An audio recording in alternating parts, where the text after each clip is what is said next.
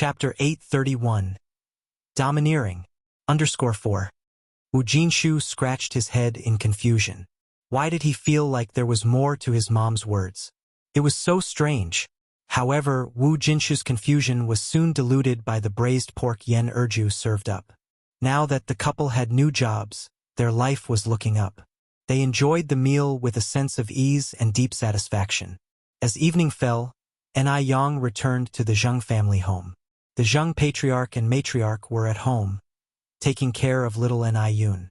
"Grandpa and Grandma, where are my dad and mom?" Ni Yang walked in and, not seeing Ni Tsuehua or Shangguan Dehui, asked curiously. "Their parents went to the orphanage and have not come back yet," Mrs. Zheng said. Only then did Ni Yang remember that Ni Tsuehua would go to the orphanage every Wednesday with Shangguan Dehui to bring clothes and food, and to spend time chatting and playing games with the children. Ni Tsuehua rarely spoke of it, but in fact, she had never forgotten those 3 abandoned daughters. She filed a report at the police station and provided a blood sample, hoping that one day she could find those 3 poor children. Going to the orphanage was also a way to accumulate blessings for those 3 children. Ni Yang nodded her head. Just at this moment, Zhang Suyu suddenly rushed down from upstairs, yelling, "There's a ghost trying to kill me! Sister, save me!" Even though she was clearly insane, she still recognized Mrs. Zhang and hid behind her. "Don't be afraid, Suyu. Don't be afraid," Mrs. Zhang said as she protected Zhang Suyu behind her. "There are no ghosts in this world." There are ghosts. "Really? There are?" Zhang Suyu said, looking around in terror. "Look there. That's a ghost. That too. They're all ghosts. All of them are ghosts. Not a single good person. Madam, don't be afraid. Shall I help you fight off the ghosts?" Ni Yang walked over to Zhang Suyu and casually took her hand. "No, no." Zhang Suyu shook her head frantically. "You're a ghost too. You all are. Don't harm me. Don't harm me. I didn't see anything." Zhang Suyu's condition was getting worse by the day, to the point where even when Ni Yang placed a golden needle in her Laogong acupoint, it had no effect.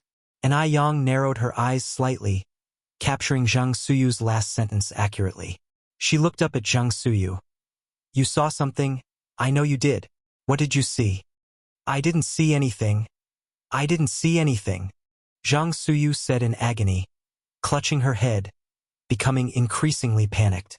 There seemed to be nothing in front of her, yet she acted as if she were staring into a bottomless hell.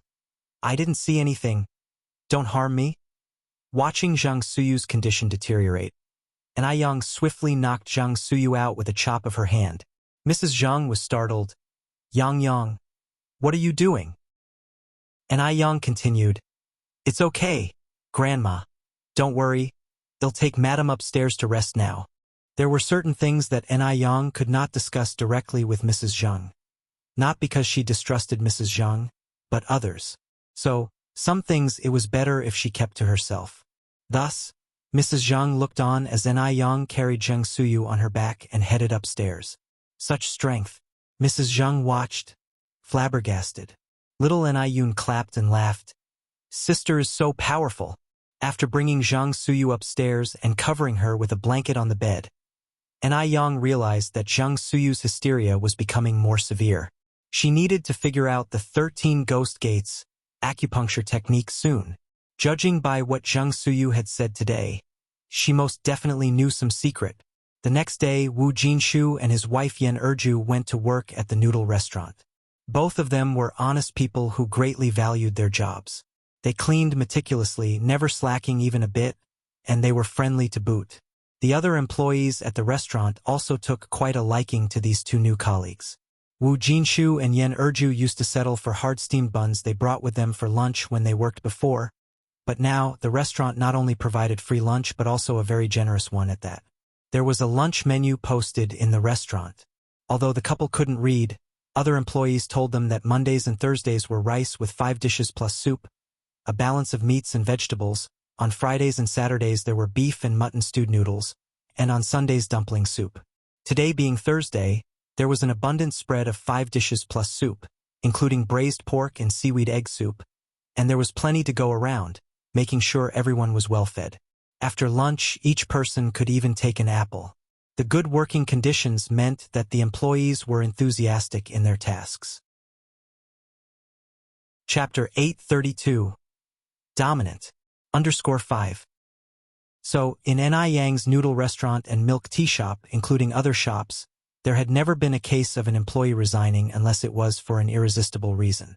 This was also a main reason for Ni Yang's success. She never acted like a blood-sucking capitalist. Days passed by peacefully for 2 days. On the third day, Wu Jinjin found Grandma Wu. "Mom, Wu Chang's mom came to see me yesterday." Grandma Wu was shaking out new clothes she had bought for Wu Jinshu and her 2 grandsons. "What did she want?" Wu Jinjin, speechless, said, "You did take 3,000 yuan from her. What do you think she wants? Who takes money and doesn't do anything?" Only then did Grandma Wu remember that she had arranged a marriage for Wu Yenyun and had taken 3,000 yuan from them. "Right, if you didn't mention it, I would have almost forgotten about this matter." She had been too happy these past few days. Wu Jinjin continued, "Have you told my brother and sister-in-law about this?" "Not yet." Grandma Wu shook her head. Wu Jinjin became anxious. "Why haven't you said anything?" "Wu Chang's mom is eager to meet." Only then did Grandma Wu realize the urgency. "Jinjin, how do you think I should tell them?" Wu Jinjin said, "Just say it however. It needs to be said sooner or later and it's not a big deal. Wu Chang's family gave us so much stuff. My brother and sister-in-law might be thrilled." Grandma Wu nodded. "Yes, you are right. What did Wu Chang's mom say? When does she want to visit?" Wu Jinjin continued, "The 18th of this month would be good." "The 18th of this month? There are only a few days left. Today is already the 15th. Grandma Wu said. Wu Jinjin smilingly said, "After all, Wu Chang is also getting on in age, and his mom is anxious to have grandchildren. It's normal for her to be a bit anxious." Grandma Wu nodded. Today, since the couple was not working, after Wu Jinjin left, Grandma Wu took out the new clothes she had bought for the 2 children and Wu Jinshu. "Jinshu, these are for you and the kids." Wu Jinshu was surprised. "Mom, did you buy these for me?" Grandma Wu nodded. Yan Erju was even more puzzled. Where did Grandma Wu get so much private money from? But as a daughter-in-law, it wasn't appropriate for her to ask directly. Seeing the new clothes, the 2 children were ecstatic. Wu Jinshu continued, "Mom, did you really buy these? The fabric looks quite good. These must have cost a good amount of money, right?" Grandma Wu didn't directly answer Wu Jinshu's question, but instead said, "Try them on and see if they fit." Wu Jinshu put the clothes on the table. "Mom, tell me honestly what's going on with these clothes? Otherwise, I won't try them on." "I bought them with private money," Grandma Wu said. Wu Jinshu sensed something was amiss. "These clothes must cost at least 10 yuan. Where did you get so much private money?" "You don't need to worry about that." For a moment, Grandma Wu hadn't figured out how to explain the situation to Wu Jinshu and Yan Erju. "Mom, lately you've been buying meat and clothes. Tell me honestly, where is all this money coming from?" Wu Jinshu suddenly became serious. Grandma Wu shivered inexplicably and stood up. "Come with me for a moment." Wu Jinshu followed Grandma Wu's steps. Yan Erju watched the mother and son with a puzzled look, curiosity filling her eyes. What could they not say in front of her, having to whisper secretly? After so many years, her mother-in-law still treated her as an outsider. They entered a room and closed the door. Wu Jinshu's eyelids twitched several times. Sensing that something significant was about to happen, "Mom, what exactly has happened?" Grandma Wu pulled Wu Jinshu to sit down. "Jinshu, sit first." Wu Jinshu sat down somewhat nervously. Grandma Wu didn't immediately discuss the matter but began to wipe away tears. "Jinshu, life hasn't been easy for Mom. The year I turned 28, your dad passed away, and I've been a widow ever since.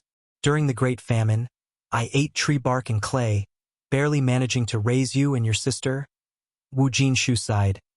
"Mom, I know it hasn't been easy for you. Just tell me directly what has happened. As long as it's not about committing murder or arson, your son can handle it." Grandma Wu looked at Wu Jinshu.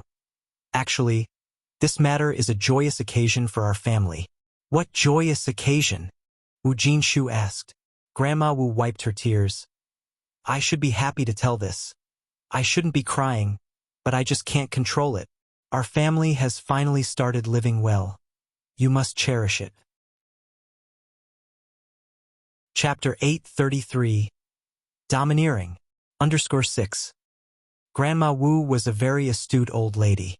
She knew Wu Jinshu might not accept the abrupt news, so she needed to lay some groundwork first. Wu Jinshu's patience was nearly worn out by Grandma Wu. What exactly is the happy occasion? Just say it. Grandma Wu suddenly stopped her weeping. I found a match for Yenyun. Wu Jinshu was shocked. His face turned pale, and he stood up from the table. What? Jinshu, don't worry. Although I'm not Yenyun's biological grandmother, I am no different from one. The family I found for Yenyun has very good conditions, and they even promised to give us a small Western-style house. Wu Jinshu seemed to suddenly realize something. So, these things you've bought in recent days, they weren't with your own money? Grandma Wu didn't speak, which was as good as an admission. Wu Jinshu's voice grew loud with anger. So the fine cuts of meat I've been eating these days were bought with the money from selling off my daughter. Grandma Wu corrected him. It's the betrothal gift, not money from selling off a daughter. You're making it sound too ugly. No way. I don't agree with this. Go and return the money to them immediately. It can't be returned now. At this point, Grandma Wu became calm and composed. Why not? Wu Jinshu asked. It just can't be returned. Grandma Wu was very firm in her attitude. I just can't understand why you care so much about a girl who was picked up from the streets. Is she more important than your own son? Outside the door, when Yen Erju heard these words, she turned pale. She walked to the front room, trying to act as though nothing had happened, and said to Wu Yenyun, Xiaoyun, take Dalong and Erlong out to play on the street, and by the way, buy 3 pounds of salt and some soy sauce. Okay, sure. Wu Yenyun nodded. Yen Erju handed Wu Yenyun 2 yuan. Split the remaining money among the 3 of you and buy some candy. Wu Dalong was overjoyed to hear they could buy candy. Seeing Wu Yenyun leaving the house with the 2 kids, Yen Erju's expression instantly turned cold. She rushed to the kitchen, grabbed a kitchen knife, and headed to Grandma Wu's room. Bang! Yen Erju, accustomed to physical labor, kicked open the rickety door with 1 foot. Both Grandma Wu and Wu Jinshu inside were startled. Yen Erju slammed the kitchen knife onto the table. If anyone dares sell my daughter today, I will fight them to the end. Yen Erju was a straightforward person, a respectful daughter-in-law. Throughout her years of marriage to Wu Jinshu, she had never argued with Grandma Wu. Today was the first. Grandma Wu was initially stunned, then sat down on the ground, starting to throw a tantrum, weeping, Oh my God! What sins have I committed? Now my own daughter-in-law is wielding a knife to kill me. When I was young, I lost my husband, and now even my daughter-in-law is turning against me, threatening to kill me. I struggled so hard to raise 2 children, what for? Had I known this, I wouldn't have bothered raising them. Oh God, why is my life so miserable? Why don't I just die? Lord, so many people are dying outside, why don't you take me too? You're leaving me here to suffer. In terms of being unreasonable and shameless, how could Yen Erju outdo Grandma Wu? The fact that Grandma Wu had managed to bring up 2 children alone during the Great Famine indicated she was no ordinary person. Yen Erju also sat down on the ground and began to cry loudly. No one can sell my daughter. Grandma Wu cried even louder. How pitiful. I'm so pitiful. When I was young, I lost my husband. The son I raised is useless. And now the unfilial daughter-in-law has joined forces to bully me. A lonely old widow. Go ahead and kill. Go ahead and kill. If you don't kill me today, you're not Yen Erju. As she spoke, Grandma Wu picked up the kitchen knife from the table and moved toward Yen Erju. Caught between his mother and his wife, Wu Jinshu was distraught to tears, fearing an actual loss of life. How would he resolve this? Mom, please don't do this. Erju doesn't mean that. Get out of my way. You're worthless. I'm not your mother. I don't have a spineless waste of a son like you. Grandma Wu kicked Wu Jinshu away. I tell you, today it's either her or me. She thinks she's tough? She wants to kill? Let her do it. Chapter 834. Domineering. _7 Shi Yen Erju was fearsome indeed. She even dared to threaten her with a knife. If she did not teach her a lesson today, she would think she could be easily bullied. This time, Wu Jinshu did not hold back. Wresting the kitchen knife from Grandma Wu's hand, he harshly said, "Mom, you were wrong in this matter. Erju is not to blame." Grandma Wu and Yen Erju were both stunned. Calm and steady Wu Jinshu had never lost his temper like this before. Wu Jinshu threw the kitchen knife into the yard. "Mom, it's not just Erju who disagrees. I disagree too. Go and break off this engagement right now." Seeing Wu Jinshu supporting her, Yen Erju breathed a sigh of relief. Grandma Wu burst into tears again. "I can't live like this. I can't live anymore. You are all forcing me to die." "Mom, I'm not joking with you. Yenyun is still young. She needs to study. She can't get married this early." Grandma Wu wiped away her tears. "This matter cannot be called off now. It has to be called off regardless." Wu Jinshu's stance was very firm. "Otherwise, don't blame me for not recognizing you as my mother." On hearing this, Grandma Wu looked at Wu Jinshu in shock. "For that foundling girl, you would disown me, your own mother? Was she really less important than a foundling?" Yen Erju suddenly spoke up. "Xiaoyun is not a foundling. She is my own biological daughter. You never cared for her even for a day. What right do you have to sell her off? What right?" In Yen Erju's heart, Wu Yenyun was her own daughter. Grandma Wu glared at Yen Erju. "Not a foundling? If not a foundling, then did you have her with some unknown man outside? Oh, now I get it. That explains why you always protect that wild girl. You had an affair, dishonoring yourself. You shameless woman. How could our esteemed Wu family have someone like you, bringing us disgrace? What are you babbling about?" Yen Erju was angrily triggered. Being an honest person, she could not tolerate such baseless accusations from her mother-in-law. I am done arguing with you today." Yen Erju and Grandma Wu started physically fighting. Wu Jinshu massaged his temples in agony. Yen Erju was truly enraged, not holding back in her attacks. And though Grandma Wu was no pushover, she was getting on in years. She was no match for Yen Erju. Wu Jinshu thought it was about time and pulled them apart. Grandma Wu sat on the ground, crying her heart out, with 3 scratch marks on her face from Yen Erju. Yen Erju was not much injured, but her hair had been yanked out in clumps by Grandma Wu. Both were in a sorry state.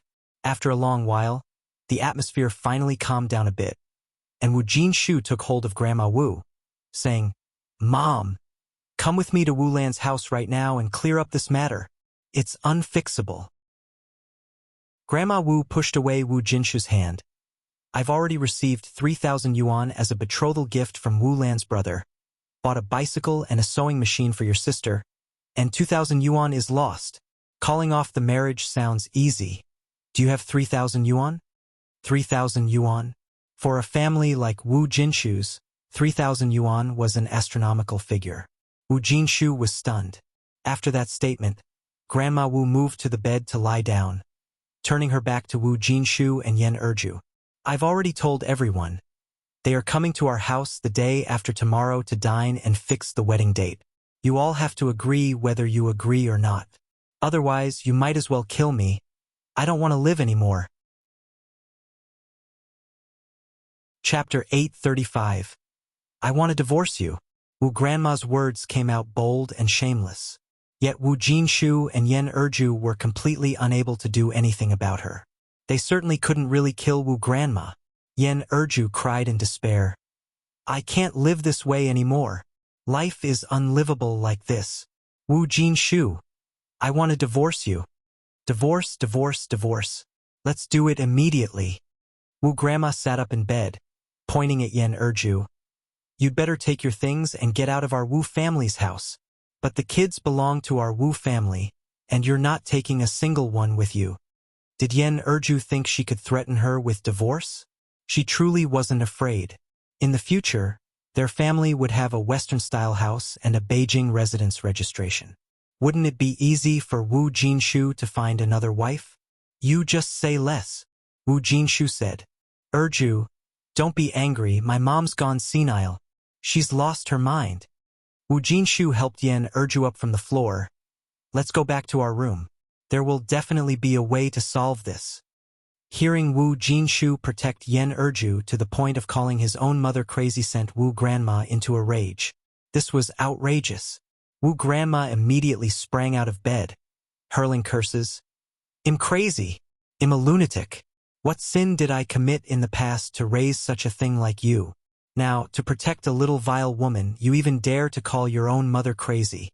You unfilial son will descend to the 18th layer of hell for this. Wu Jinshu pretended not to hear these words, pulling Yen Erju towards their room. Wu grandma, so angry she was shaking, invoked Wu Jinshu's dead father in her tirade, bouncing up and down on her feet as if they were on springs. Yen Erju was pulled into the room by Wu Jinshu. Wu Jinshu comforted her. Erju, don't worry. Our family will definitely not sell our daughter. Even if I have to sell my blood, we will gather these 3,000 yuan. This was not just to comfort Yen Erju. Wu Jinshu was truly ready to sell his blood. When Wu Yenyun had been picked up, with her umbilical cord still uncut, it was they who had raised her, dealing with all the mess and pee. Over the years, Yen Erju, not just Wu Jinshu, treated her as their own daughter. In their family of 3 boys, Wu Yenyun was the only daughter. If the family hadn't been so poor, they would have cherished their daughter like the apple of their eye. Alas, they couldn't afford to. Yen Erju, weeping inconsolably in Wu Jinshu's arms, cried out, "My Xiaoyun is so fated to suffer. If I knew it'd be so hard with us, I'd rather have sent her to live with my sister." Yen Erju's sister, named Yen Deju, was much older than Yen Erju. When Yen Erju had found Wu Yenyun, Yen Deju really wanted to adopt her, since they had 4 boys and longed for a daughter, but Yen Erju had not agreed. Now, looking back, Yen Erju was filled with regret. Yen Deju's family was doing really well. 3 of her 4 sons had gone to college and were working. If Wu Yenyun had been with them, she surely would still be in school now. Erju, what nonsense are you talking about? Since we've brought Yenyun home, she is our daughter, and you shall not say such things again. Come on now, wipe away your tears, lest the kids come back and worry unnecessarily when they see us like this. Yen Erju, wiping her tears, asked, "But what do we do now? Xiaoyun is only 17 this year. Are we really going to let her marry and become someone's stepmother? No. As long as I am around, I won't let her marry and become anyone's stepmother." Wu Jinshu said, "I'll sell blood right after work tomorrow, and we'll save whatever we can." Yen Erju nodded. "Okay, I'll go too." Wu Yenyun took her 2 younger brothers out to the streets. The 2 boys were young and overjoyed at the sight of candy. Wu Yenyun was weighed down with worries. She always felt something had happened at home, and Yen Erju had deliberately sent her out.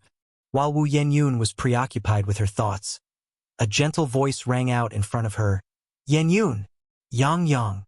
Wu Yenyun looked up, not expecting to see an Yang. Her eyes filled with surprise. "Yenyun, are these your little brothers?" An Yang continued to ask. Wu Yenyun nodded. "This is my eldest brother, Wu Dalong, and this is my second brother, Wu Erlong. We also have a youngest brother named Wu Xiaolong. Dalong, Erlong, this is sister Yang Yang. She's a benefactor to our family." Both Wu Dalong and Wu Erlong had a yellowish complexion, and although Wu Yenyun was a bit darker, it was clear that her darkness was acquired from sun exposure. Among the facial features, one of the brothers resembled Wu Jinshu and the other resembled Yen Erju. Chapter 836. I want to divorce you. _2. But Wu Yenyun was unlike any of them. Wu Dalong and Wu Erlong were a bit shy, hiding behind Wu Yenyun. afraid to address anyone, and quietly sizing up an Aiyang. This sister is so pretty, even prettier than our own older sister. And Aiyang then said, Yenyun, my home is nearby. Why don't you bring your two brothers over to play? Every time she saw Wu Yenyun, she felt a sense of affection, which is why she invited Wu Yenyun to visit her home. Moreover, Wu Yenyun didn't resemble her parents, while one brother resembled their father and the other resembled their mother. Given that Wu Yenyun's parents were also from Haiqing City, and Aiyang even now harbored a bold suspicion, Wu Yenyun was worried about her family. I can't today. My mom is waiting for the soy sauce and salt I need to bring back for cooking. And Aiyang took Wu Yenyun's wrist directly. Come on. Come on.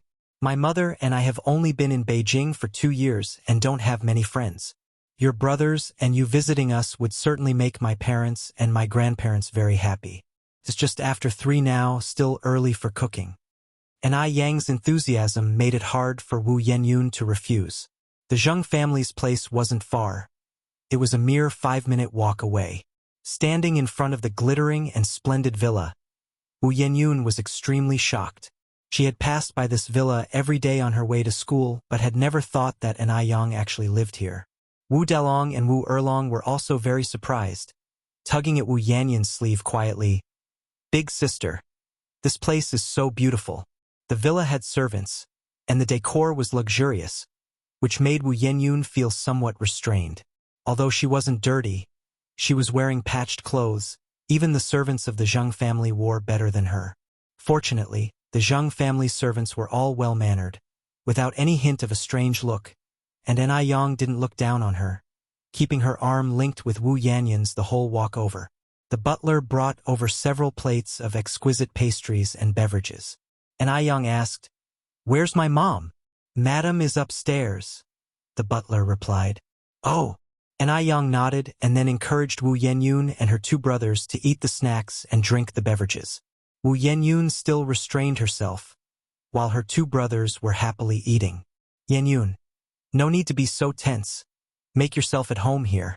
Actually, we've only just moved into this place ourselves. A year ago, it wasn't even our house. And Aiyang started the conversation willingly. Ah? Why?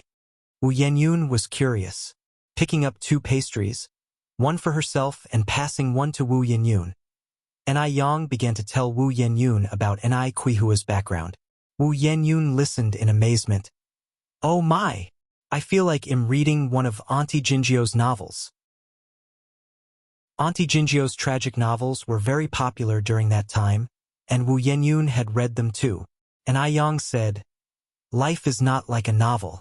My mother and I only started to have better days in the past 2 years. Before that, we were living in Dam Village. Our grandmother valued boys over girls.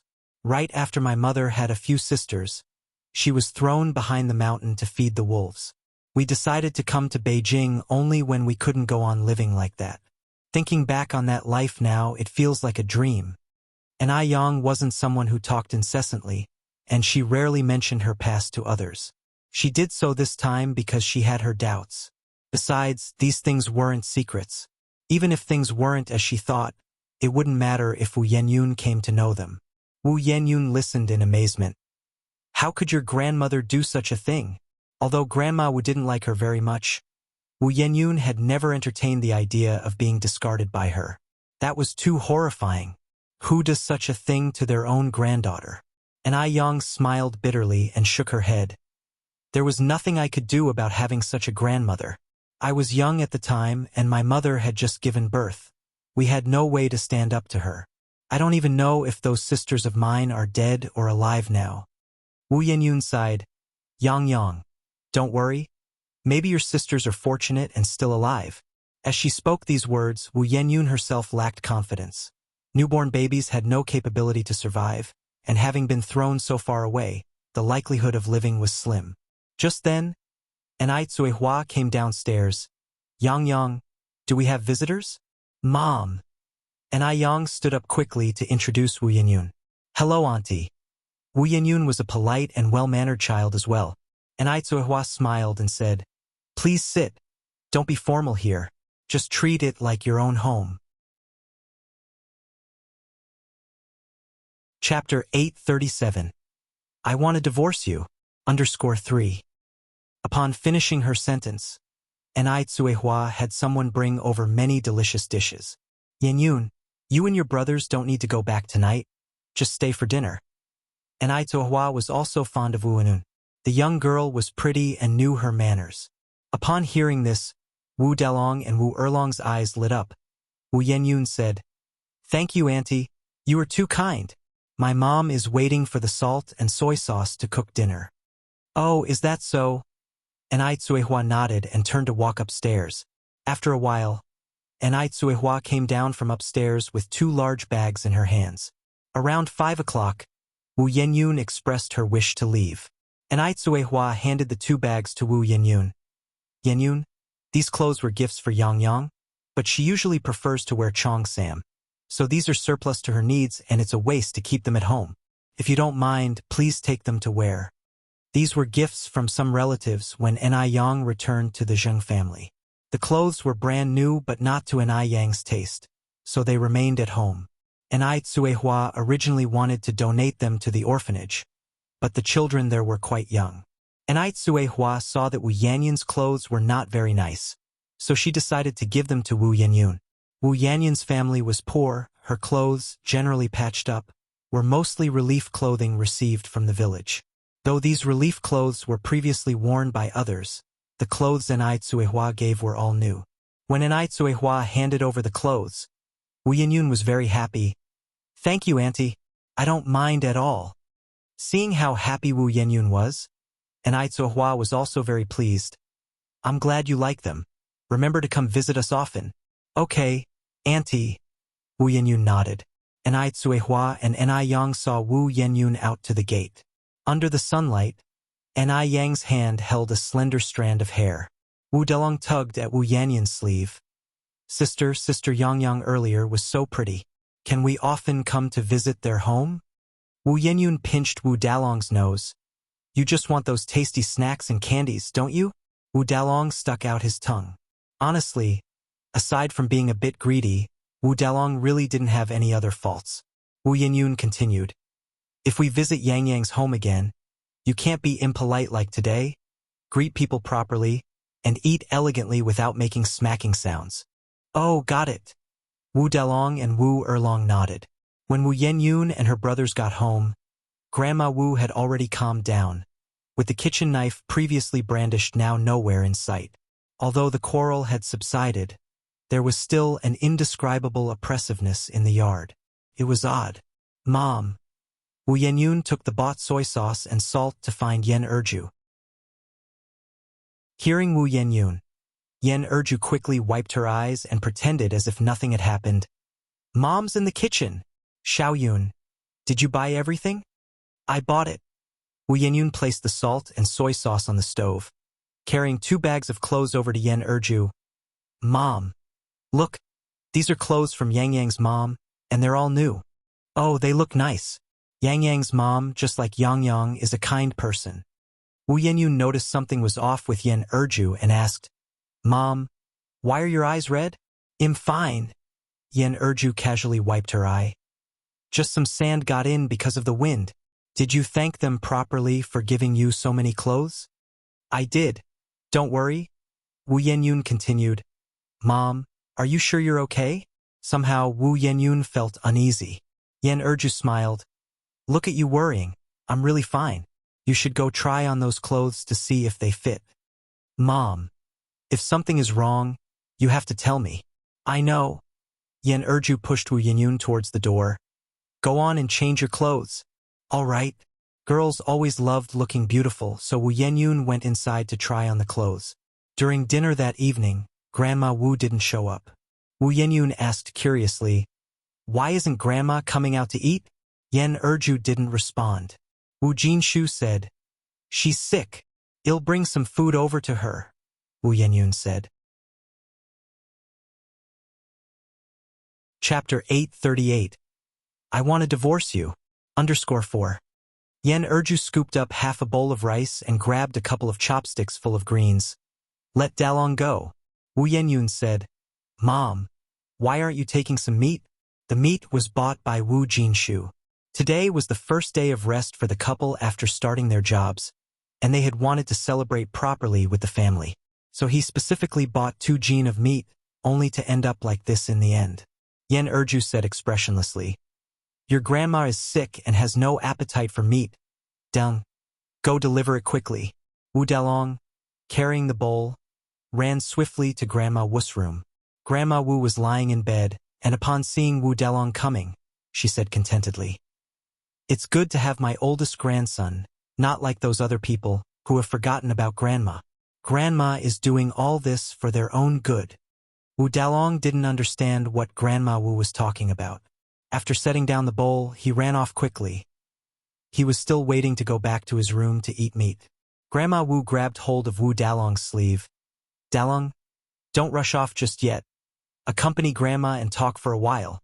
Wu Dalong broke free from Grandma Wu's grasp and ran outside in a hurry. "Grandma, they'll come back after I finish the meat. In a moment, that greedy Erlong will have eaten all the meat." They were eating meat, and they only brought her a little bit of greens and half a small bowl of rice. It was such a bullying.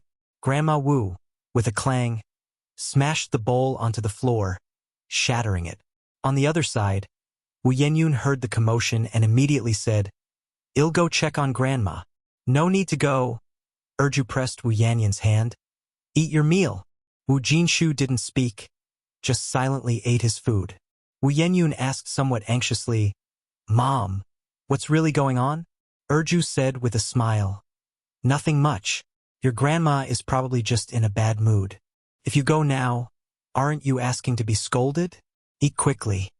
"Oh." Wu Yenyun was somewhat skeptical. The family continued to eat. The next day, Wu Jinshu and Yen Erju went to work as usual. As soon as they left the house, the couple's faces were filled with worry. 3,000 yuan. A whole 3,000 yuan. Where were they going to find these 3,000 yuan? In the evening after work, the couple went to the hospital, ready to sell blood. But the formal hospital said they were malnourished and advised against drawing blood.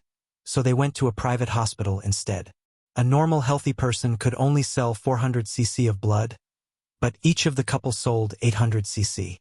After the 800 cc of blood was drawn, both of them were dizzy with wobbly legs. Yet 1600 cc of blood only got them 100 yuan. Compared to the needed 3,000 yuan, 100 yuan was merely a drop in the bucket. "What should we do?" Yen Erju cried while holding Wu Jinshu. Wu Jinshu comforted her. Don't cry. There'll be a way. I don't believe that my mom really bought my sister a bicycle and a sewing machine. I'll beg my mom when I get back. Let her take out that 3,000 yuan. As a son, he didn't believe Grandma Wu would be so callous as to not leave them any hope for survival. Okay. After getting home, Wu Jinshu went to Grandma Wu's room. Grandma Wu was still lying on the bed with her back to the door, the same as yesterday, without changing her position. The shattered bowl on the floor had not yet been cleared away. Wu Jinshu knelt down towards Grandma Wu. "Mom, please give our family a peaceful life again." "You mean to say I'm not peaceful?" Grandma Wu shot up from the bed. "I'm your mother, the mother who raised you with her own 2 hands. Now you treat your own mother like this for a foundling girl. An unfilial son like you will one day be struck by lightning." Wu Jinshu cried out, "Mom, Yenyun is the daughter of Erju and me. She may not be our own flesh and blood, but in our hearts, she is more precious than our own. She still needs to attend school. She has to become a college student. She absolutely can't become someone else's stepmother. Mom, please take out that 3,000 yuan.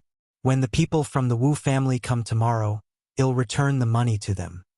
"The money's gone," said Grandma Wu. "I spent over 1,000 yuan buying your sister a bicycle and a sewing machine, and I lost the rest. So this marriage had to take place." Wu Jinshu looked at Grandma Wu in disbelief. "Mom, did you really buy Jinjin a bicycle and a sewing machine?" "Yes." To crush Wu Jinshu's hopes, Grandma Wu took out 2 receipts from her pocket. "Here are the receipts for the bicycle and the sewing machine." Although Wu Jinshu couldn't read, he recognized receipts. Wu Jinshu trembled all over. "Mom, How could you do this? How can you take the money from selling Yenyun and spend it on things for Jin Jin? Chapter 839. I want to divorce you. _5. This is the betrothal money. How did it become money for selling oneself? The conditions of the Wuchang family are so good. It's her blessing that she can marry into that family. As the saying goes, marrying well is all about having clothes to wear and food to eat. If a girl can marry a bit better, she can enjoy her later life. I'm not harming her. You two make it sound like I'm some kind of a great villain.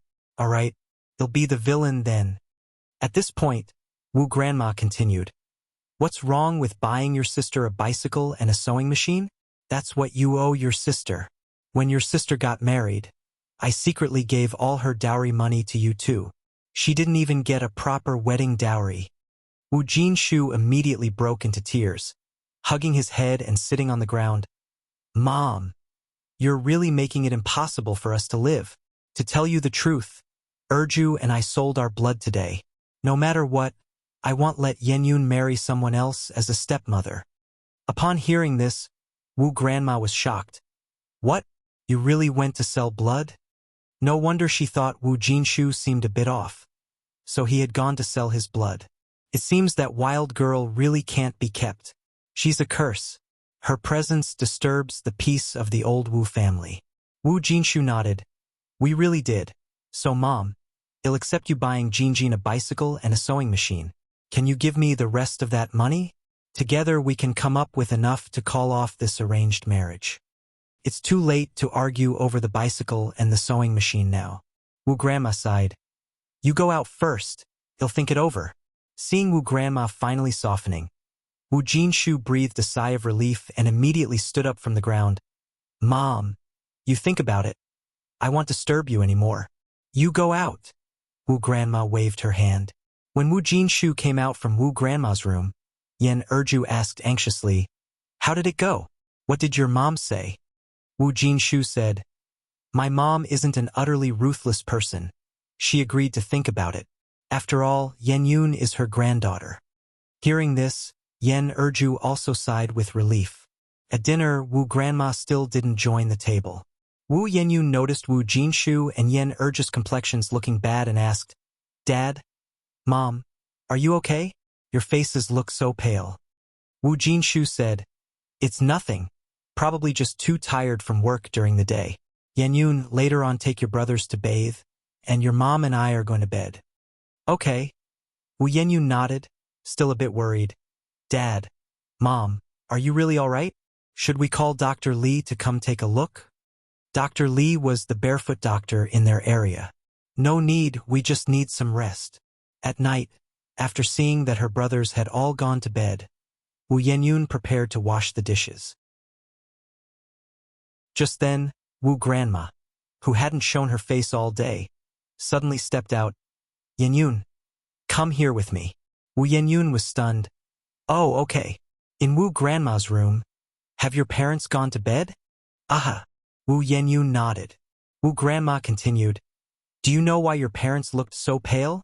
Wu Yenyun shook her head. It's all because of you that they've become like this, Wu Grandma continued. Yenyun, if you really are a filial and good daughter, then please consider your parents and your 3 younger brothers. You can't be too selfish. Wu Yenyun was completely stunned. Grandma, what are you talking about? Wu Grandma sat on a stool. It's come to this, so I might as well tell you the truth. You are not your parents' biological child. Your mother picked you up in the mountains when she was gathering firewood. Wu Yenyun couldn't hear the rest of her words. Everything was a blur in her ears. In her mind, there were only 5 words. She was picked up. She was a foundling. No wonder she didn't look like either Wu Jinshu or Yen Erju. No wonder Wu Grandma often said it was her who dragged down the whole family, so it was like this. It was like this. Tears welled up in Wu Yanyun's eyes and suddenly gushed out, flooding her face in an instant. Wu Grandma looked at Wu Yenyun with disdain and continued, I've spoken to a household about you. It's Wu Lan's brother Wu Chong. Wu Chong is in very good condition, and once you marry into their family, you just need to enjoy life. Once you marry him, not only will you become a wealthy lady, but our entire family will bask in your glory.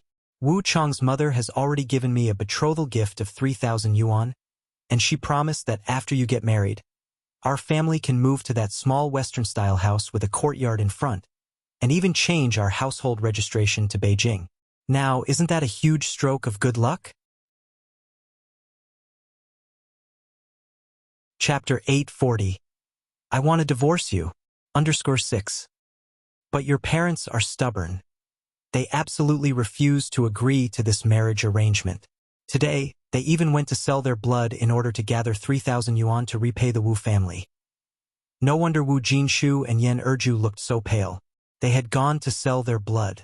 Wu Yenyun couldn't describe the taste in her heart.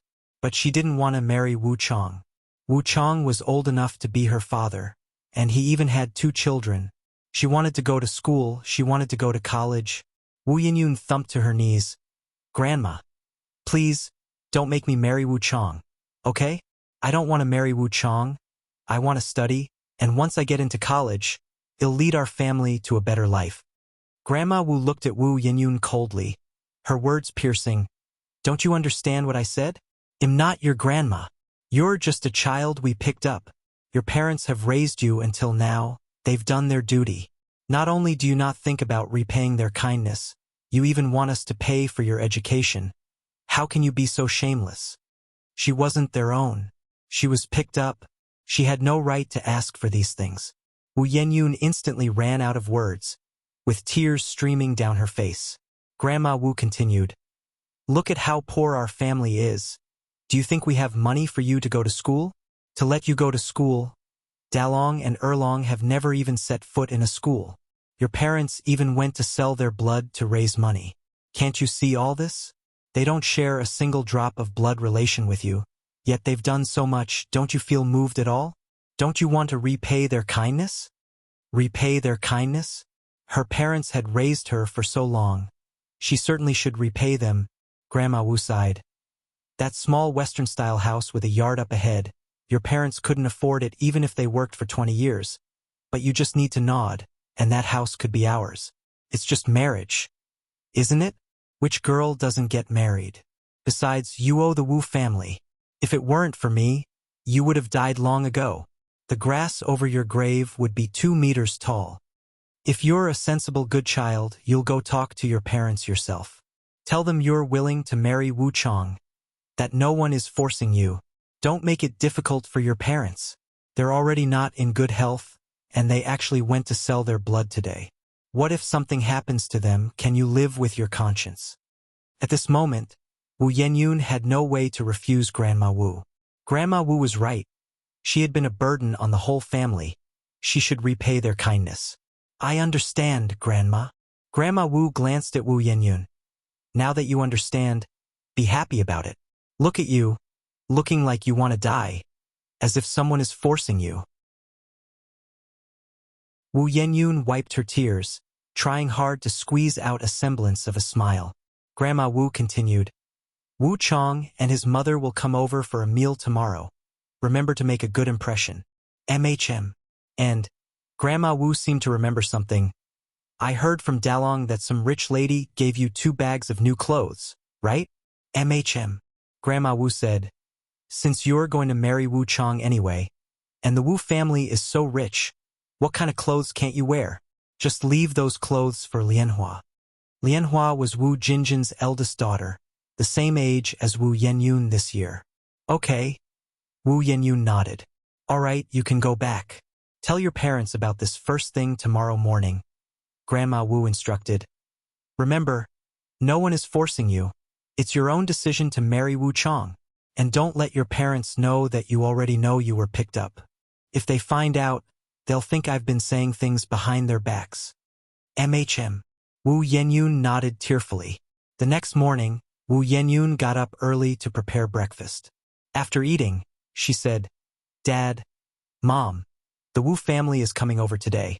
You want leave, will you? Yan Erju's eyes reddened. Xiaoyun, do you already know? I know. Wu Yenyun nodded. Yan Erju hugged Wu Yenyun tight.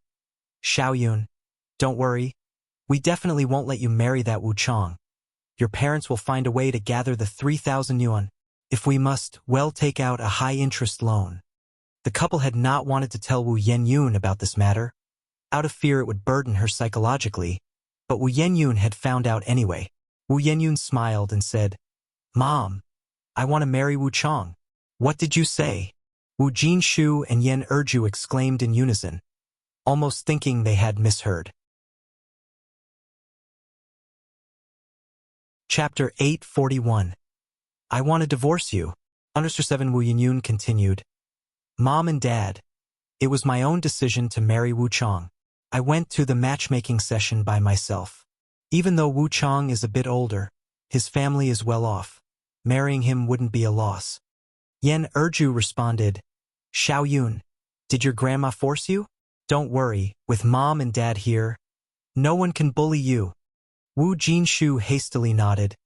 Yan Yun, your parents are here. You don't need to be afraid. Whatever the difficulty, our whole family will face it together. Pretending to be relaxed, Wu Yenyun said, It's truly voluntary, and it has nothing to do with Grandma. Wu Chang is such a catch. Many people want to marry him but can't even reach him. Xiao Yun. Yan Erju was in tears now. Xiao Yun, don't you still need to go to school? You can't marry Wu Chang. He already has 2 children. I want to support you through university. I don't want you to be someone else's stepmother. Mom, don't cry, Wu Yenyun said with a smile. Being a scholar is useless. What's the use of studying so much? It would be better to marry earlier. Meeting someone like Wu Chang isn't easy. I've made up my mind. I want to marry him. Whatever you two say, I'll still marry him. You both better get ready. Wu Chang's family will be here soon. I'm going to wash the dishes. With that, Wu Yenyun hurried with the dishes to the kitchen. Without another word, Yan Erju went straight to Wu Grandma's room. Beyond caring, she burst out scolding, You old hag! Was it you? Did you say something to Xiao Yun? You heartless old hag. You will go to hell. Wu Grandma, holding her cane, came out of the room. Her mouth is her own. What can I possibly say for her? Yan Erju, today is a great day for the Wu family. I can let this slide. Yan Erju, furious, Wu Yenyun hearing the commotion, immediately ran out from the kitchen, threw her arms around Yan Erju. Mom, don't be rash. I really am doing this voluntarily. It has nothing to do with Grandma. I want to marry Wu Chang. If you don't agree, I'll go to Wu Chang's house myself. Wu Grandma scoffed. Heard what your daughter said? Just like a shrew. Our family, bringing you in, has been unfortunate for generations. Around 10 in the morning, Wu Chang, his mother, and Wu Lan arrived punctually, accompanied by Wu Jinjin. Wu Jinjin with a smile. Yenyun, come out. Important people have arrived at our house. Seeing the dilapidated Wu family home, Wu mother covered her nose contemptuously. This place is really a mess. No wonder they are selling their daughter. Wu Yenyun immediately came out from inside, smiling. Come in and have a seat. Upon seeing Wu Yenyun, Wu Chang's eyes stuck on her, as if glued. Wu Jinjin looked at Wu Yenyun. Where are your parents? Just then, Wu Jinshu and Yan Erju came out of the house. You must be Wu Chang's mother, right? We don't sell our daughter. Xiao Yun definitely won't marry into your family. Please leave. Well, find a way to return that 3,000 yuan dowry. Wu mother was taken aback, then said, You want to call off the marriage? Then bring 6,000 yuan. 6,000. Wu Jinshu's face turned pale. Shocked. Wasn't it 3,000? Wu mother pulled out a contract from her pocket. It's written clearly here, black on white. Backing out costs double the penalty. Either compensate us or marry off your daughter. Seems like today's meal won't happen. But let me leave these words here. Tomorrow is a good day. Either marry off your daughter or pay 6,000 yuan. Wu mother was a shrewd person. She doesn't engage in losing deals. After speaking, Wu mother left with Wu Chang. Wu Jinjin hurriedly followed, offering appeasement. Mother-in-law, please don't go. We're supposed to be uniting families, not causing disputes. My brother didn't mean anything by it. Please don't be angry. Wu Jinji knew Wu Jinshu wouldn't have the 6,000 yuan to give to Wu mother, so she desperately tried to smooth things over. Being on good terms with the wealthy Wu family could only benefit her. In fact, Wu Jinshu indeed didn't have 6,000 yuan to give to Wu mother. Even 3,000 yuan was a struggle, let alone 6,000. Yan Erju sat on the ground, looking up at Wu Jinshu. Jinshu, maybe we should just take the kids and run. Okay. Wu Jinshu thought it was a solution. They'll go pack our things right now. Let's leave tonight. Upon hearing that the couple wanted to flee, Grandma Wu was frantic. If they ran off, what would happen to the small Western-style house? She hadn't moved into the small Western-style house yet. Wu Yanyun said, Mom and Dad, I'm willing to marry Wu Chong. Given our family's current situation, where can we run? Leaving here, you and Dad won't even be able to find decent jobs. We would starve. Moreover, under these circumstances, the local authorities certainly won't issue us a proof of residence letter. And without it, where can we run? It was an era of restricted travel, where everyone needed introduction letters for long journeys, otherwise, they would be deemed undocumented migrants. Upon hearing this, Wu Jinshu and Yan Erju looked completely disheartened. Grandma Wu was overjoyed. Yan Erju hugged Wu Yenyun tightly. Xiaoyun, my daughter, my poor daughter. Wu Yenyun, holding Yan Erju, said, Mom, I'm doing this voluntarily. After marrying Wu Chong, I won't have to do anything. Just be a rich wife, I'm not pitiful at all. Wu Jinshu was also wiping away tears from behind. In the blink of an eye, it was the next day. They were about to move to the small Western-style house, and Grandma Wu was very happy. She had cut many she characters overnight and posted them in every corner of the Wu family house. Wu Erlong asked curiously, Grandma, is big sister getting married? Yes. Grandma Wu nodded happily. Wu Erlong didn't say anything and turned to run to the room. Big sister, are you getting married? Wu Yenyun nodded. Big sister, I don't want you to get married. I don't want you to get married. Wu Erlong hugged Wu Yenyun tightly. Wu Yenyun smiled and said, Silly boy.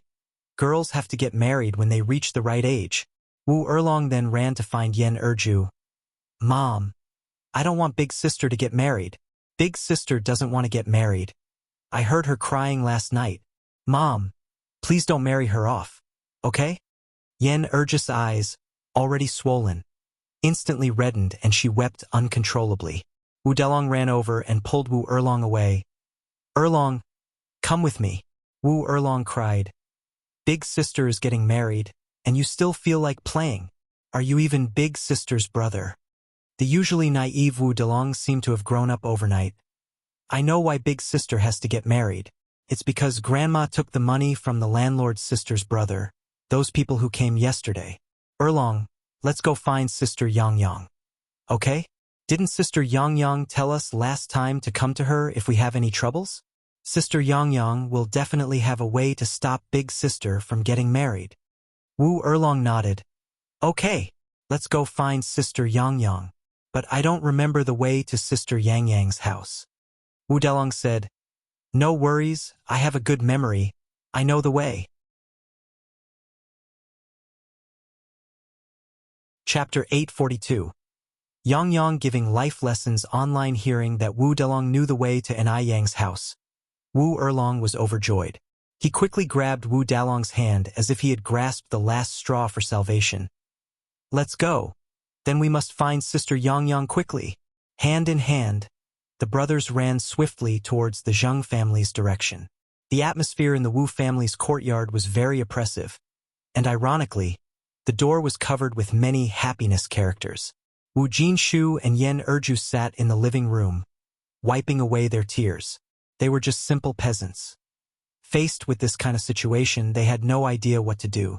Grandma Wu came in from outside. Stop crying. It's a bad omen to wipe tears on a joyous day. Yenyun isn't just your daughter. She's my granddaughter too. Would I, as her grandmother, harm her? Harm her? Yan Erju said angrily. Isn't selling her off to be someone else's stepmother harming her? Is there any grandmother as cruel as you in the world? Wu Jinshu let out a deep sigh. His mother indeed hadn't had an easy life. She became a widow at 28, and the year his father died he was 10, and Wu Jinjin was only 6. During the year of the Great Famine, he didn't know how his mother had survived. By rights, he should have been able to understand his mother, but he just couldn't.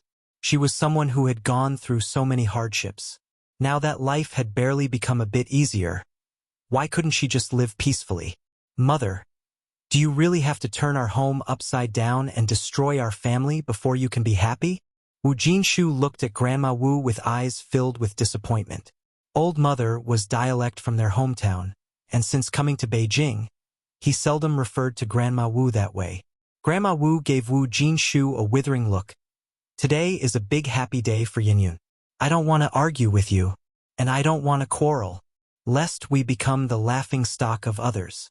You may hate me today, but perhaps after moving into the small Western-style house tomorrow, you will be grateful to me. Don't think I don't know. In fact, you are just putting on an act.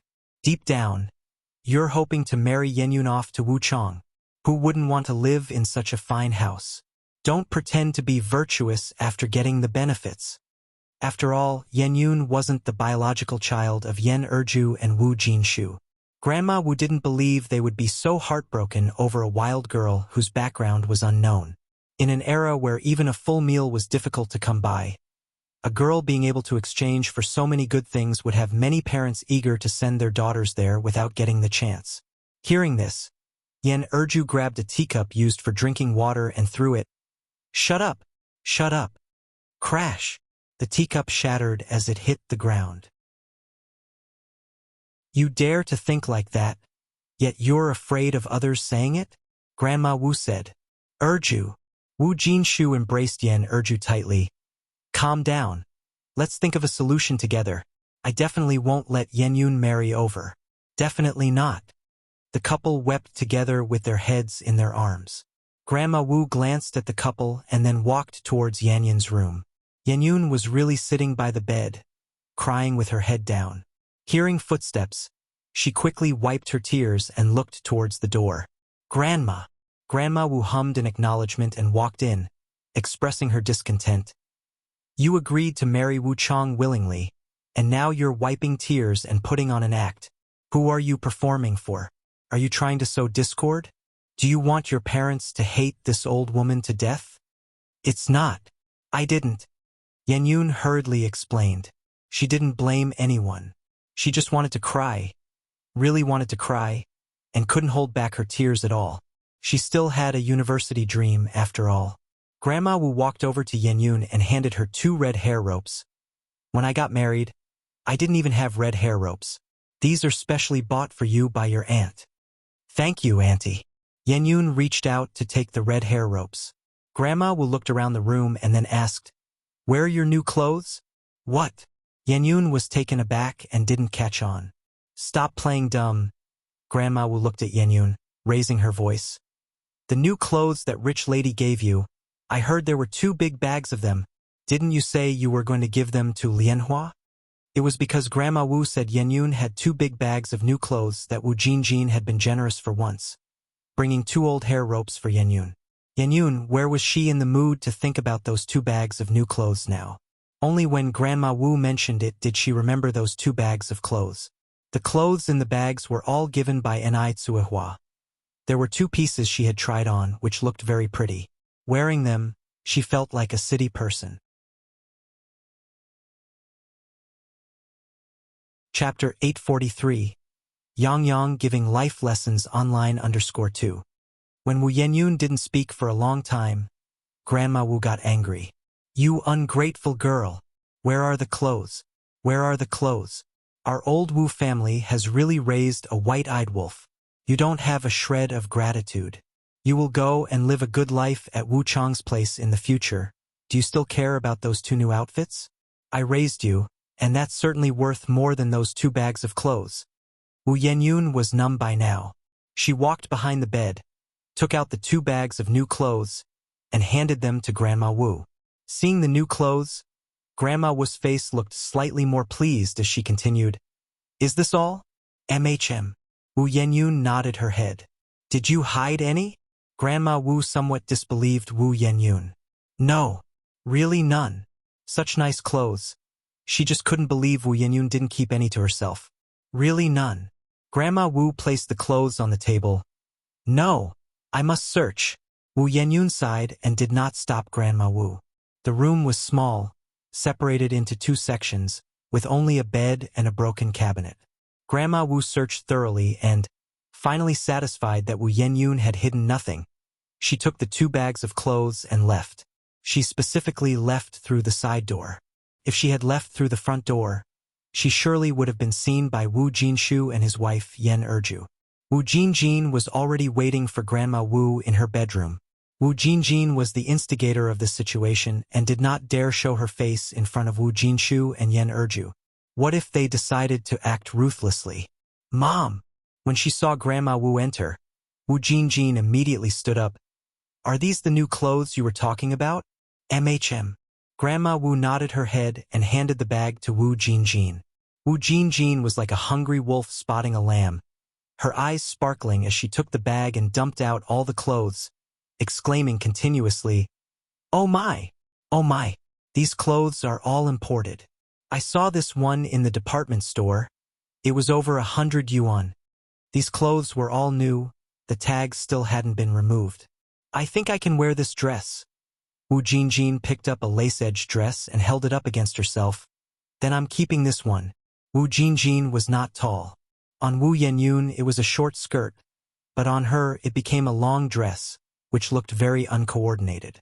But she had never seen anything so fine and felt that wearing this dress would turn her into a glamour girl from a big poster. Grandma Wu continued, "You're so happy now, but your brother and your sister-in-law are furious with me. Especially your brother, he is really unfilial. I've worked so hard to raise him, and he even calls me a crazy old woman, saying I'm sick." What? Wu Jinjin immediately put down the clothes in her hand. "My brother dares to say that about you." "That's right," Grandma Wu continued. "And your Yen Erju is just another outsider. She even dared to come at me with a kitchen knife wanting to kill me. Tell me, what bad karma have I created?" Grandma Wu had been holding back her anger for days, and now with Wu Jinjin there, she surely wanted to vent. Hearing this, Wu Jinjin was furious. "Mom, my brother is really too much. You've worked so hard to raise him, and this is how he treats you. Even a dog knows to wag its tail in gratitude. Besides, you're only doing it for him and his wife. I tell you, you've raised a son for someone else. Don't expect him to take care of you in future. If you grow old and can't walk, he probably won't even glance at you." Grandma Wu's brows quivered as Wu Jinjin spoke. She was already over 60, and it wasn't long before she wouldn't be able to walk. She was afraid Wu Jinshu would neglect her in the future. Given the recent events, it was very likely that Wu Jinshu would indeed neglect her. Wu Jinjin continued, "Mom, don't worry, you still have a good daughter. If my brother won't take care of you, I will in the future. Isn't there still 1900 yuan by your side? I think you should give me that money, just in case my brother and his wife trick you out of it. And that little Western-style house, I don't think you should give it to my brother anymore. Give it to me instead. Our house is too small, and you can rest assured it'll give you the best room to live in, it'll take good care of you. You see, I even scrape off a bit of meat from my own mouth to give to you. What has my brother given you? Not only does he give you nothing, but this time he's also made such a huge fight with you." Grandma Wu was very tempted by what Wu Jinjin said. Chapter 844. Yang Yang giving life lessons online _3. Her son had failed her expectations, but she could still rely on her daughter. "Right, you're right. I can't count on that ungrateful son of mine anymore. That small Western-style house in front will be yours, but I'm keeping the money for myself." Grandma Wu was no fool. She wouldn't hand over the money just like that. That was her retirement fund. "So, Mom, you agree?" Wu Jinjin was overjoyed. It was a 2-story Western-style house, and Wu Jinjin almost thought she was hallucinating. After all, in Grandma Wu's eyes, boys were always the most important. Grandma Wu nodded. "Take it, and let your brother regret his actions. Every time I think about what he's done these past few days, it makes me uncomfortable. I've struggled so hard to raise him, and in the end, I've raised an enemy. Just then, some significant noise came from the doorway. Wu Jinjin said, "It's Wu Chong and the others." Grandma Wu immediately stood up. "Then let's hurry out to meet them, right?" On the other side, Wu Dalong and Wu Erlong were panting heavily as they ran to the Zheng family's home.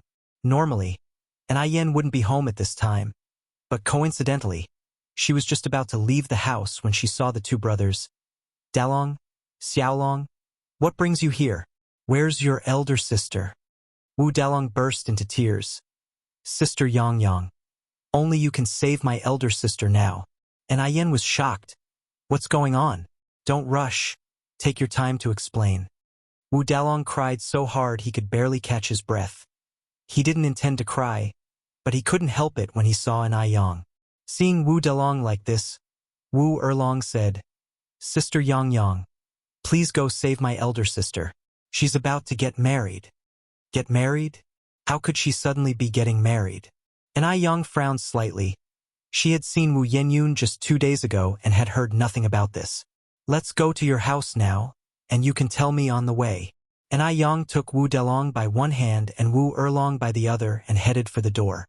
After a few steps, and Aiyang realized walking was too slow, so she went back with the two children. "Let's take a car." They called the driver, and all rushed to the Wu family's home. It was Wu Dalong and Wu Erlong's first time in a sedan. Under normal circumstances, they would have been curious, but today they didn't have time for that. In the car, an Aiyang roughly understood the situation. Wu Yanyan's parents were good, but her grandmother might not be. The Zheng family and Wu family were 3 kilometers apart, a 15-minute drive but much longer by foot. "Dalong, Erlong, how did you get here?" an Aiyang asked. Wu Erlong cried, "Sister Yang Yang, we ran here. Can we please hurry up? I'm afraid I won't see my elder sister again when I get back." Only then did an Aiyang notice that the brothers were sweating profusely, and Wu Dalong had even scraped a big gash in his knee. These kids really weren't having an easy time. An Aiyang hurriedly urged the driver, "Uncle Lu, please, go faster." The driver reluctantly said, "Miss, there are too many people on the road today. It's usually not this crowded. No idea what's happening today." And Aiyang continued, "Uncle Lu, let me do it." The driver thought he had misheard. "Miss, what did you say?" "Ill drive." And Aiyang had quite enjoyed driving in her previous life, so she was skilled at it.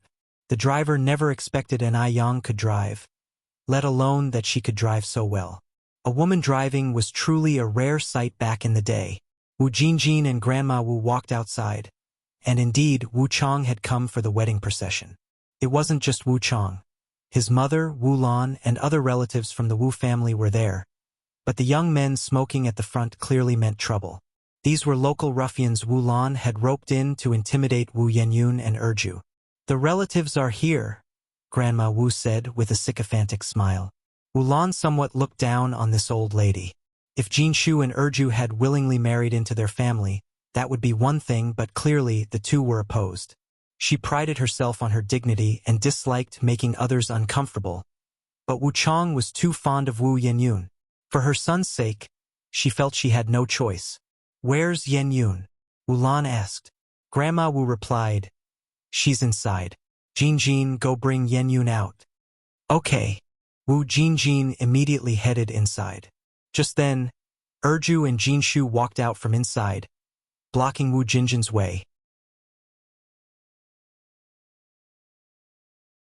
Chapter 845. Yang Yang giving life lessons online _4. Wu Jinjin said with a smile, "Brother and sister-in-law, on this joyful day, what do you want to do? Let me take Yenyun out." Wu Jinshu looked at his somewhat unfamiliar sister. "This is the Wu family.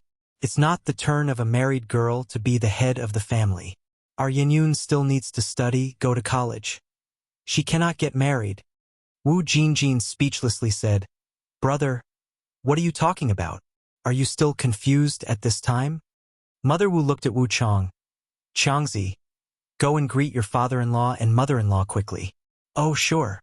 Wu Chang was dressed festively today, with a red flower pinned to his chest, smoothly pulling out 2 large red envelopes from his pocket. Mom and Dad, hey, race a little something from your son-in-law. Please accept it with a smile.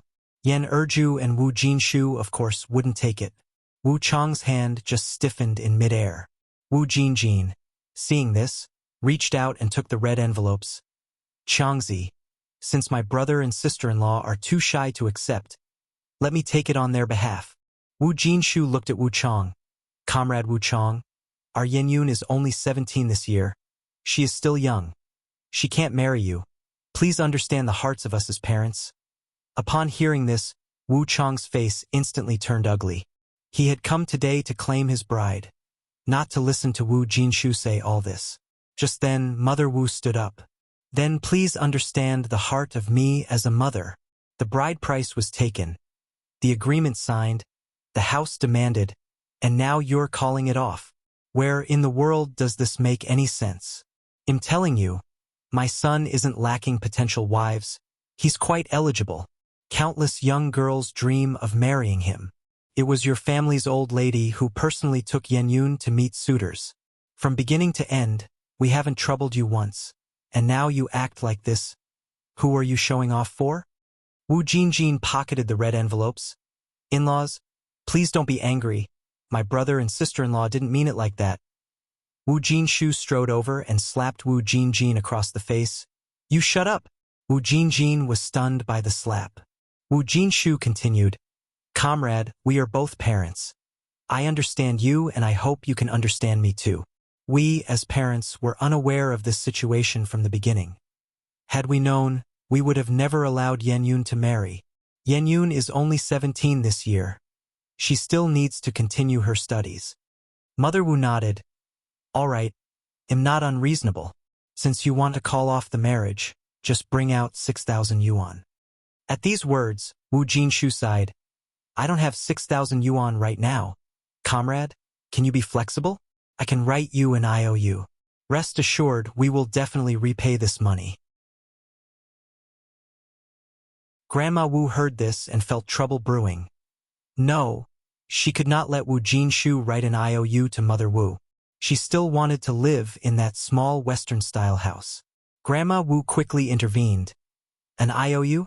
6,000 yuan is not 6 yuan. Our family can hardly scrape together 600 yuan. Let alone 6,000 yuan.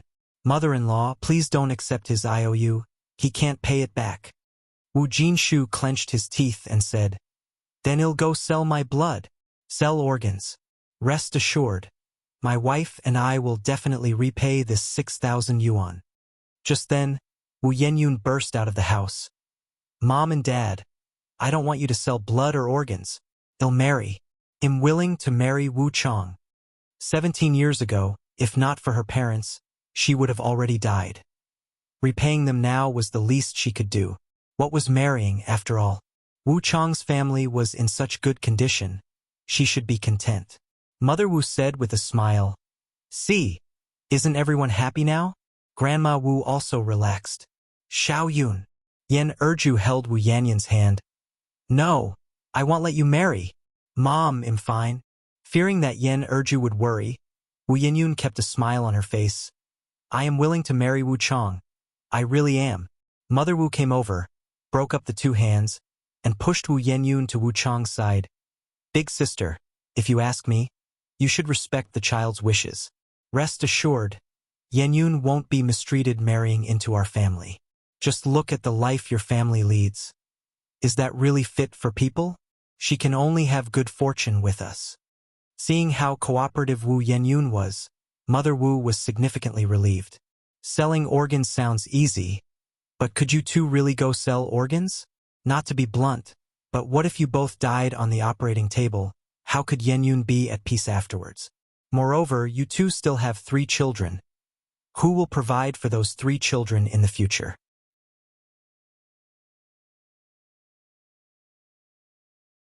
Chapter 846. Yang Yang giving life lessons online _5. Wus mother patted Yan Erju's back. Big sister, you can rest assured, Yanyun won't suffer with us. No, I can't sell my daughter. I can't sell my daughter no matter what. Yen Erju cried inconsolably. Wu's mother laughed. This is marrying off a daughter, not selling one. I can't marry her off. I can't marry her off. Yen Erju shouted. Jin Shu! Jin Shu! Bring Xiaoyun back. Hurry!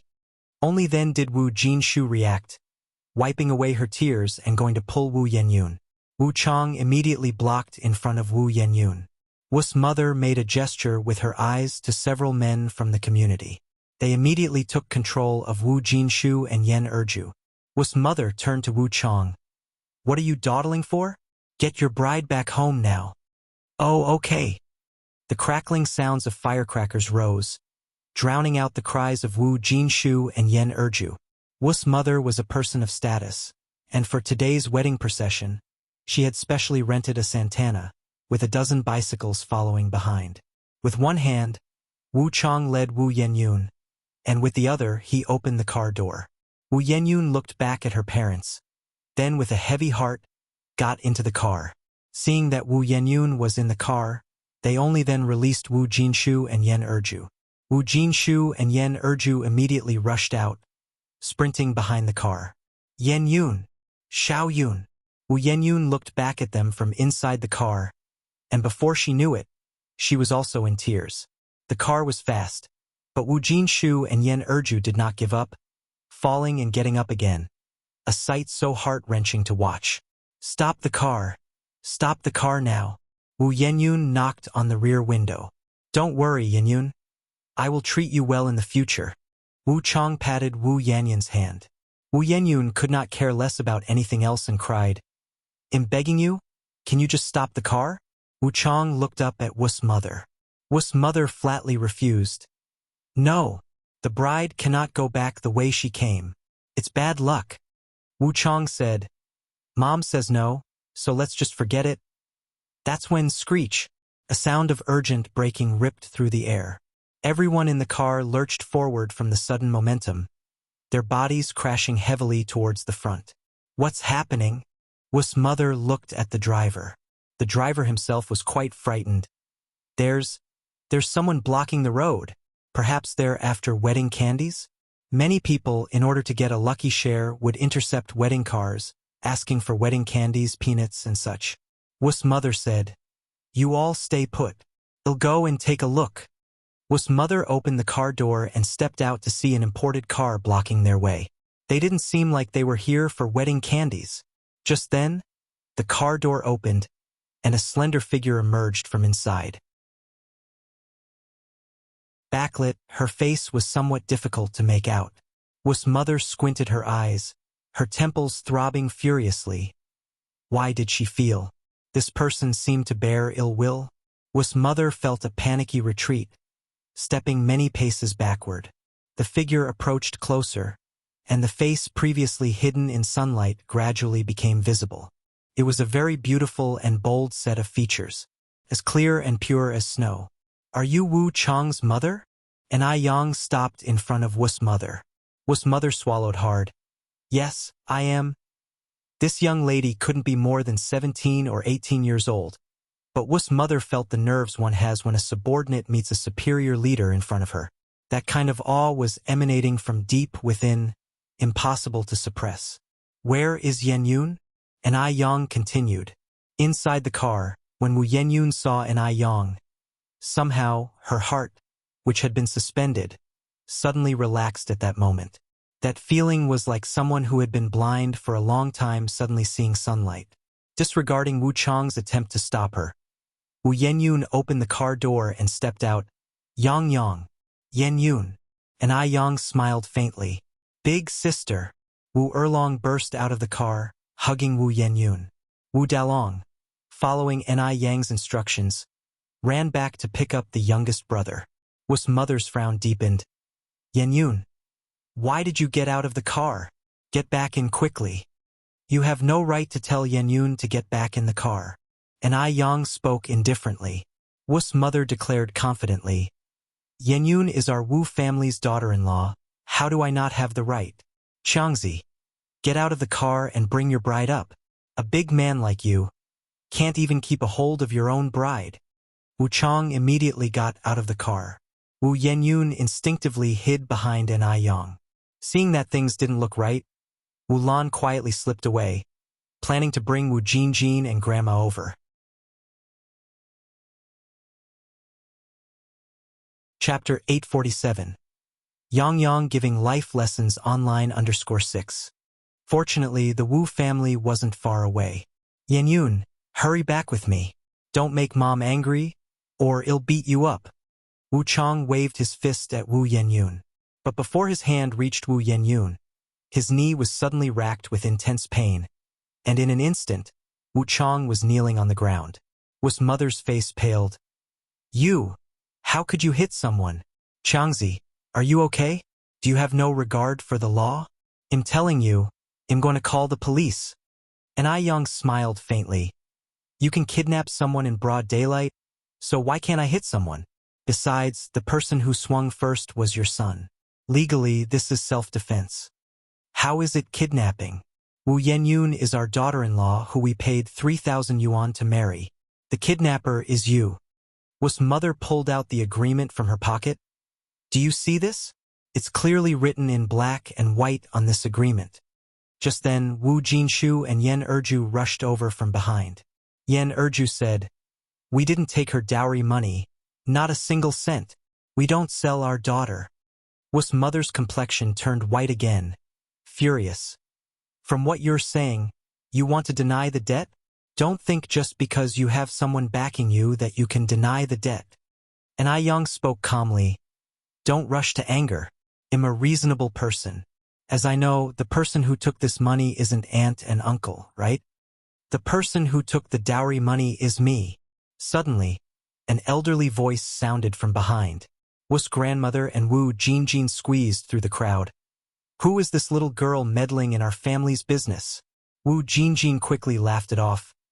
In-law mother, don't be angry. We don't know this little girl. Hearing that Yang was unrelated to the Wu family, Wu's mother breathed a sigh of relief. An outsider wanting to stand up for Wu Yenyun? Difficult. From what Wu Dalong and Wu Erlong said earlier, Yang guessed that they must be Wu Yanyun's aunt and grandmother. Who knew these two were such characters? Selling off Yenyun and yet acting so righteous. Yang nodded slightly. Oh, so it's you who took the money. Then the person who put their fingerprint on it is also you? Of course, it's me. Wu's grandmother said. I'm Yanyun's grandmother. Traditionally, a marriage is arranged by parents. Whomever I decide she should marry, she will. Yang smiled. So you know about parental commands and arranged marriages. Have you forgotten your role? Wu's grandmother choked and retorted. Who is this little girl? Our Wu family affairs are none of your business. Yang turned her gaze to Wu's grandmother. Not long ago, I just recognized your brother and sister-in-law as my godparents. As her sister, shouldn't I intervene when Yenyun is treated this way? Her tone was calm yet carried an indescribable force that made Wu's grandmother shiver inwardly. Wu Yenyun looked at Yang in surprise, tears suddenly appearing. This feeling of having someone to rely on, it was indescribable in words. Wu Jinshu and Yan Erju were also surprised. But beyond the surprise, they felt grateful. Blessed by heaven. Finally, someone was willing to stand up for their family. Knowing Yang was not someone to be trifled with and not wanting to escalate the situation, Wu's mother conceded, Fine, since you want to involve yourself in this, then compensate us 6,000 yuan. Otherwise, you're not taking her with you today. 3,000 had turned into 6,000, but when she thought about it carefully, she wasn't at a loss. Though Grandma Wu was somewhat reluctant, she didn't say much more. If Yang paid the 6,000 yuan, she'd still have 1,900 left. And from Yang's attire, it was clear she wasn't just anybody. Could Yang afford the 6,000 yuan and still worry about the cost of a small Western-style house? By then, she would definitely be able to afford a small Western-style house. Auntie, you don't seem old, but you certainly talk big. Yang looked at Wu's mother. So, do you think you can still restrict Yanyun's freedom? Wu's mother, holding the agreement, said, "Do you think you can still deny the debt?" Smiling, Yang responded, "Would you like to see whose signature is on this agreement? There's an owner for every debt. Find whoever signed it and ask them for the money." Wu's mother retorted, "Young lady, so you want to argue, huh? Take a good look. It clearly says here that this is Yanyan's betrothal money. If you don't pay, who will?" Yang turned to Grandma Wu. "The person who fingerprinted it is her. You should tell her this." Hearing this, Grandma Wu was so frightened that she clutched her pocket tightly. She had no intention of paying. Yang was so wealthy and also Yanyan's sworn sister. She ought to cover this expense for Yanyun and then compensate her with a small Western-style house. Wu's mother was about to explode with anger when Yang leaned forward slightly, casting a large shadow over her. A gentle voice then whispered in her ear, "Auntie, let me remind you that Yanyun is still a minor. If this goes to the police station, it might even lead to human trafficking charges against you. This written agreement is the evidence. From what I understand, the buyer usually gets a harsher sentence than the seller." The last sentence, though spoken evenly, visibly paled Wu's mother's face. Shed calculated everything except the fact that Yanyun was not yet of age. Suddenly, the agreement in black and white became a hot potato. As Yang finished her sentence and straightened up with a smile on her face, she clapped her hands. "Auntie, there's evidence in this black and white text. It seems the debtors are Wu Jinjin and Wu's missus, right? Remember to ask them for the money. If they don't pay, go ahead and call the police to arrest them." Wu's mother was momentarily unable to comprehend what Shed heard. Whose side was Yang on, exactly? Wasn't she here to help Yanyun? Then why was she asking her to get the money from Grandma Wu and Wu Jinjin? Weren't Grandma Wu and Wu Jinjin part of Yanyun's family? After speaking, Yang leaned in and whispered something else to Wu's mother. Wu's mother nodded. After finishing, Yang waved at Wu's mother. "Goodbye, Auntie. Remember to ask them for the money." Just then, Wu Dalong came over carrying Xiaolong, and Yang called out, "Godfather, Godmother, Yanyun, Dalong, Erlong, let's get in the car." When Grandma Wu and Wu Jinjin saw everyone boarding the luxurious sedan, they panicked. Everyone was getting in, so they had to as well. One was Yanyun's grandmother, the other his aunt. It made no sense for Yanyun's family of 6 to go enjoy themselves without them. Just as the two women were about to follow, Wu's mother stopped them. "You two need to pay back the money first."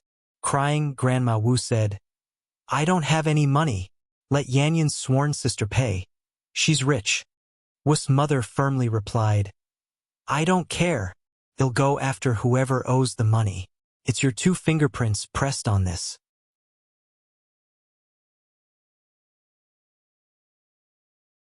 Chapter 848.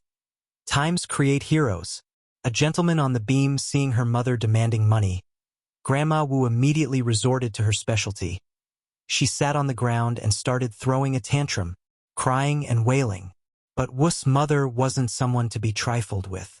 During her years as a street director, what kind of troublemaker hadn't she seen? "You throwing a tantrum with me won't work. Debt repayment is a matter of principle. It was you who took the money. The thumbprints are yours and your daughter's. Today, either pay up or go to jail for 8 diliang." Wu Jinjin was startled. She definitely didn't want to go to prison. She was uneducated and lacked culture. Unaware that the agreement wasn't legally binding, she only knew that repaying debts was the natural order of things. "Dear relatives, please don't be angry. Although the money was taken by my mother, it was meant for Yanyun's dowry. You should ask my brother and his wife for it. Their goddaughter is so rich. They surely won't miss these 6,000 yuan. Holding the agreement, Wu's mother said, "These are your mother's and your thumbprints. If I report this to the police, they will only look for you too. Forget it, I don't want the 6,000 anymore. Just give me back 3,000. They'll just take the loss this time." It's impossible to get Grandma Wu to part with the money. Once the money was in her pocket, it was hers. "I don't have any money." Grandma Wu clutched her pocket tightly. as if to say there wasn't 300 silver taels there.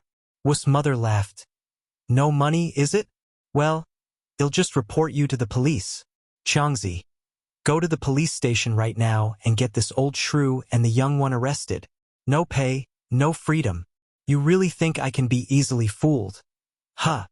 Wu Chang was a simpleton and, hearing his mother's words, immediately pushed his bicycle, saying, All right, Mom, I'm on it. Wu Jinjin turned white with fear. Mom, please take the money out. I don't want to go to jail. I have elderly and young to care for. I don't want to go to jail. Seeing that Wu Chang was truly about to report to the police, Grandma Wu got scared too. At her ripe old age, she certainly didn't want to die in a cell. She immediately stood up from the ground and grabbed Wu Chang's bicycle.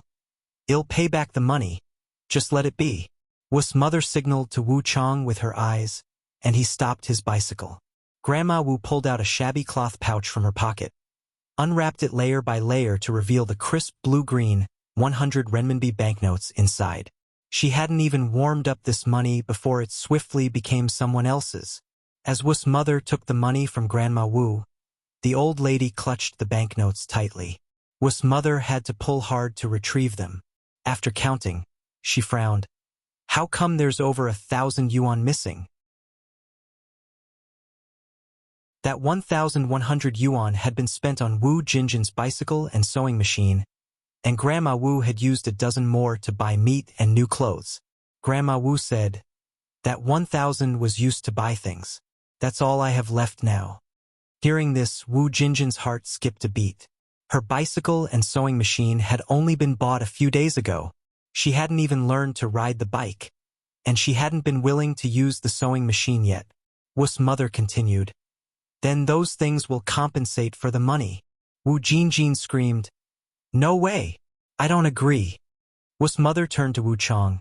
Changzi, maybe you should visit the police station after all. Okay. Wu Chang nodded. Wu Jinjin rushed to hold Wu Chang's bike. Compensate? Well, compensate you. Wu's mother was secretly thrilled. She had thought Shed lost those 3,000 yuan for good when Wu Yenyun was still a minor. But to her surprise, she managed to get it back. And it was all thanks to an Yang's tip. So, the procession set out to take the sewing machine and bicycle from Wu Jinjin's home. When they returned home, Wu's mother unceremoniously burned the agreement. After Wu's mother left, Grandma Wu sat in the empty courtyard, sobbing and wailing. Wu Jinjin sat beside her, joining in the crying. The mother and daughter had pinned their hopes on Wu Yenyun coming into a fortune. But in the end, it had all been in vain. After a good while of crying, Wu Jinjin gradually calmed down. Mom, don't cry. He's still your biological son after all. Now that they've recognized such a capable goddaughter, I refuse to believe hell disown you, his own mother. At these words, Grandma Wu seemed to instantly find her backbone. Right, Jinjin, you're right. Wu Jinjin went on. Besides, my brother and his wife still have their home here. I refuse to believe they'll abandon it altogether. When the time comes, you must enjoy the good life with them, and don't forget about me. Grandma Wu patted Wu Jinjin's hand. Don't worry, Jinjin. With your brother's goddaughter being so rich, I won't let you down.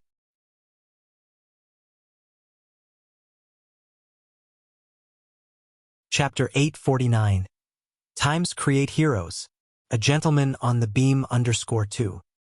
On the other side, the Wu family of 6 sat in the car. At that time, traffic management in Beijing was not as strict as in later years, so even if the car was overloaded, no one cared. The car sped quickly, sending dust flying everywhere. Sitting in the back seat, Yan Erju, frightened, said, Sister Yang, where are you taking us? And Yang smiled and said, Don't worry, Godmother. You'll know when we get there. Godmother? Yan Erju was stunned. She thought Yang was just pretending, but even on the car, Yang still called her godmother. Yang continued, Yenyun and I have a special connection. I also really like the 3 brothers Wu Dalong, Erlong, and Xiaolong. Godfather and godmother, if you don't mind, I would like to be your goddaughter from now on.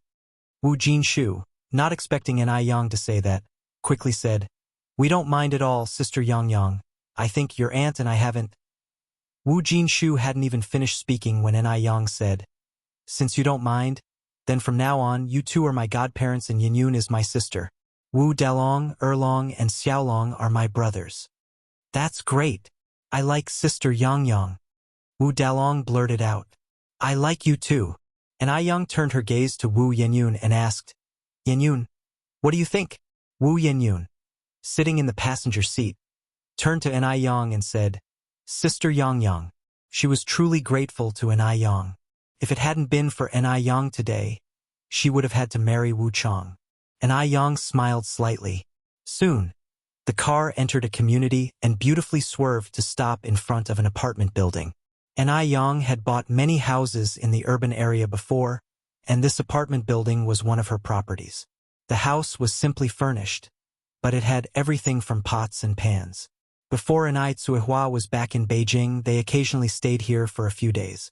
"Godfather, godmother, someone comes regularly to clean here. Except for the utensils we've used, everything else is new. You can live here from now on," An Yang said. "How could we possibly do that?" Wu Jinshu exclaimed. "Sister Yang, this is your house. How could we live here?" An Yang, smiling, said, "Don't worry, godfather. It's not like I'm giving you this house for free. They'll charge you 10 yuan rent each month. Anyway, it's vacant otherwise.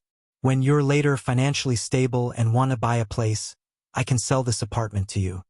Although An Yang didn't care about this particular property, she knew Wu Jinshu and Yen Erju were honest people who wouldn't accept her gift without cause. Hence, she proposed renting it to them. The apartment had 4 rooms and 2 living rooms, and with 2 bathrooms, there was plenty of space for everyone in the Wu family. Wu Jinshu looked around the house.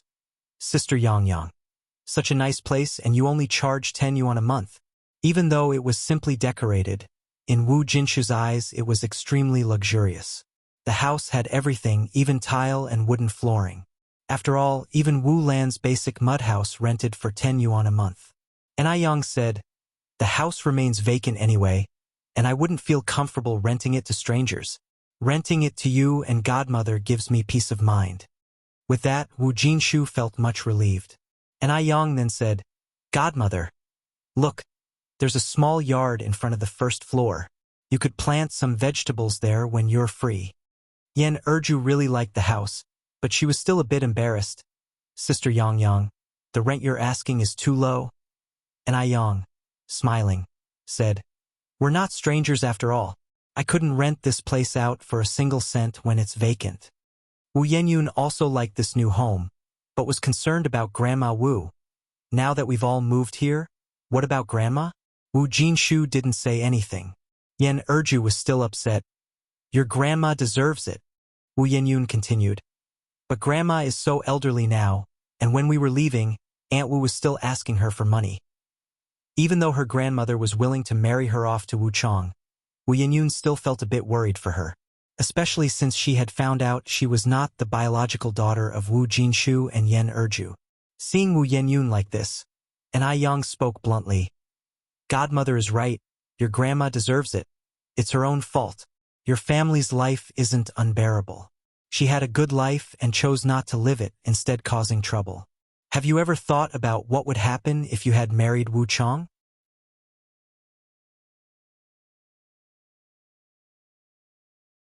Chapter 850. Times Create Heroes. A Gentleman on the Beam _3. An Yang paused for a moment and then continued. "After marrying Wu Chang, you would transform from a young girl into a housewife, not only bearing children for Wu Chang, but also acting as a stepmother to his 2 daughters. You are only 17 years old this year. If you don't marry Wu Chang, you can continue your studies, go to university, and have endless possibilities in the future. Your life was almost completely ruined by your grandmother's actions." An Yang's words were cutting, and Wu Yanyan's face changed. "But she is, after all, my grandmother." Upon hearing this, An Yang knew Wu Yenyun would definitely be soft-hearted towards Grandma Wu in the future. Knowing how manipulative Grandma Wu could be, if Wu Yenyun became soft-hearted, who knew what she might end up doing. No, it was essential to completely sever the notion Wu Yenyun held towards the Wu family. And Yang narrowed her eyes and continued. Just because she's your grandmother, does that mean she can just sell you off to someone else to become a stepmother? Yenyun, if you think just because your grandmother is old you should forgive all her faults, then you might as well go back and marry Wu Chong or even Zhao Chong. This time, I absolutely will not meddle anymore. Wu Yanyun's face went pale, and she immediately explained, No, Sister Yang, that's not what I mean. I wasn't suggesting you are meddling too much. I'm just a bit worried about her because she's getting old. And Yang remained calm. Yenyun, everyone must take responsibility for their faults. Old age is not an excuse to escape responsibility. Your grandmother is only reaping what she sowed. Uncle, don't you think I'm right? At that last sentence, Yang looked up at Wu Jinshu. Wu Jinshu initially shared the same thoughts as Wu Yenyun. After all, that woman was his own mother, and he couldn't just ignore her. But after listening to Yang, he came to a sudden realization. Yes, old age should not be an excuse to avoid responsibilities. If it wasn't for Yang today, Wu Yanyun's life would be ruined. Wu Jinshu nodded. Yang is right. Seeing Wu Jinshu agree, Yang sighed in relief, thinking he might have been foolishly filial. Wu Yenyun nodded. Yang, I understand now. Yang then took out a stack of RMB from her bag. Godfather, here is 4,000 yuan. Consider it a loan from me. Since she had decided to help Wu Yenyun, Yang was committed to supporting her all the way. Plus, Yang was becoming more and more certain about the outcome she suspected, although the results were not out yet. But she could see traces of Kuihua's past kindness and weakness in Wu Yenyun. She was still worried about Grandma Wu even after all the mistreatment she had received from her. Wu Jinshu hastily refused. Yang, you've already helped our family a lot. I can't accept this money. Yang smiled and said, Godfather, just hear me out. Don't be in a hurry to refuse. Your family has 4 children, and after the second half of the year, Yenyun, Dalong, and Erlong will definitely need to continue their studies. With the rent and utility bills, there will be significant expenses again soon. Although you and Godmother can make 80 yuan a month working at the noodle restaurant, relying on those 80 yuan, you will never be able to make serious money. Since the year before last, our area has completely abolished the coupon-based shopping system, and individual enterprises are also gradually being accepted by everyone, so I suggest you take this money and start a business. Once you've made some money, you can return what you owe me with interest. Now is a good opportunity to make money. Yang didn't want Wu Jinshu to miss such a great chance. There won't be another 80s. Do business. Wu Jinshu was startled. I don't know anything. How can I do business? Yang paused, then asked, What did you and Godmother do for work before? Erju replied, I carried rice at the rice shop, and your godfather worked as a laborer on the construction site. Yang narrowed her eyes. So, Godfather, you must know a lot of construction workers from your time on the construction site, right? Yes, Wu Jinshu nodded.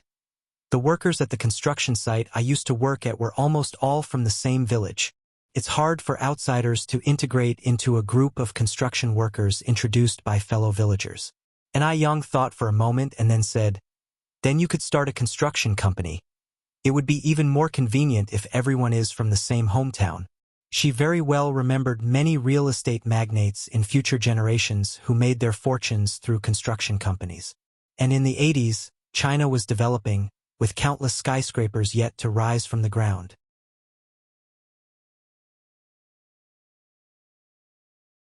Chapter 851. Times Create Heroes. A Gentleman on the Beam _4. The construction industry is really in demand. Heroes are made by the times, policies, and opportunities. As long as you seize the moment, in this era full of business opportunities, becoming wealthy is truly easy. But your godmother and I can't read, Wu Jinshu said, scratching his head somewhat embarrassedly. Yang replied, Yenyun still has more than 3 months before school starts. You and Godmother can take this time to let her teach you some things, to recognize a few characters first, then you can slowly learn later on. Hard work never fails the determined. And Ai Yang had also known many rich people in the future who hadn't even stepped foot into a school. Their only difference from educated people was a graduation certificate. And Ai Yang continued, if you want to give it a try, I can help you look out for a storefront. You can start planning now. After all, you have worked on the construction site before, so you don't need to worry about connections. You don't need much capital to start a construction company. When there's work, call the brothers. When there's none, everyone goes home. Wu Jinshu was hesitant. He was afraid he wouldn't do well. And Ai Yang added, Uncle, you're still young. Even if not for yourself, you should try for the kids. You've worked on construction sites for so long and definitely know a lot of people and are quite familiar with the industry. There's truly nothing to worry about. Many outsiders have succeeded, and you're far more knowledgeable than them. What if it fails on me? Asked Wu Jinshu. He used to just think about finding a job with good pay, never considering going it alone. And Ai Yang said with a smile, if you want to get rich and expand your business, don't be afraid of failure. Because no one's success comes that easily. Hey race, what will do? It'll give you another 5,000 yuan, which will be my investment in buying shares. If you make money, you can share the profits with me at the end of the year. As she spoke, Ai Yang took another 5,000 yuan in cash from her bag. Usually, Ai Yang wouldn't carry so much cash in her bag. But today she planned to deposit it in the bank. Yang, aren't you afraid? Wu Jinshu was startled by Ai Yang. She just kept handing out 5,000 yuan. Wasn't she afraid of losing money? Ai Yang smiled. What's there to be afraid of?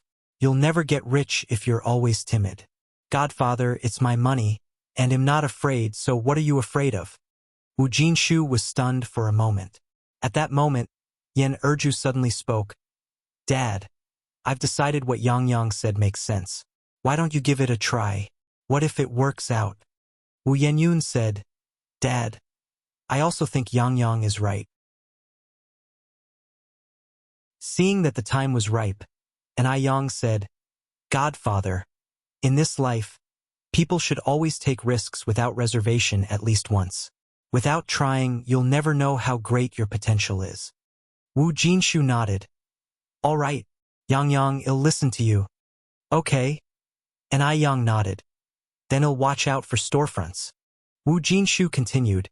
Thanks so much, Yang. You've helped our family so much, I don't even know how to thank you properly. Ai Yang looked at Wu Jinshu and said, I think the best thank you is not to be soft-hearted. Wu Jinshu knew what Ai Yang meant. Don't worry, I won't be. After talking about these things, Ai Yang went on, Godfather, Godmother, it's your first time moving over today. First, get to know the surrounding area. The house is fully equipped with sheets and quilt covers. You just need to buy some clothes to change into. Just turn right outside the community gate and there's a department store. As for your old home, I suggest you don't go back for now. Okay. Wu Jinshu nodded. Ai Yang picked up her bag. I have other matters, so I'll leave first. Wu Jinshu and Yan Erju wanted to see Ai Yang off, but she said with a smile, Godfather, Godmother, no need to fuss. Let Yenyun escort me. Ai Yang left the building with Wu Yenyun. Yang, thank you so much for today. Ai Yang replied with a smile. Yenyun, you've already thanked me, and I'll say it again. The best thanks is to not be soft-hearted. With someone like your grandmother, don't think about repaying evil with kindness. If you do, she will only ask for more and it'll be endless. It's been hard for your family to find peace. Don't let an old lady disturb it. Right? Wu Yenyun nodded. Ai Yang patted Wu Yenyun on the shoulder. As long as you understand, they'll be off now. Yang, be careful on your way, said Wu Yenyun. Don't worry, Ai Yang assured before getting into the car and driving off.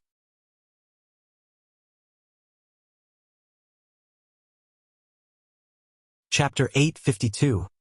Times Create Heroes. A Gentleman on the Beam _5.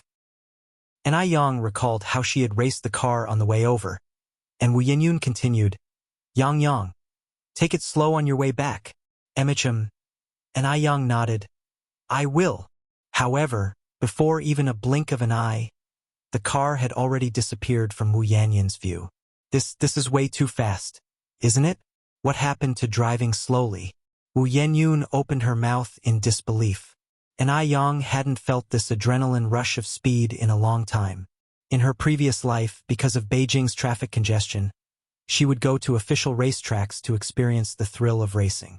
But now in the 80s, Beijing's traffic signals were still not fully functional, and it was difficult for an ordinary family to buy even a bicycle.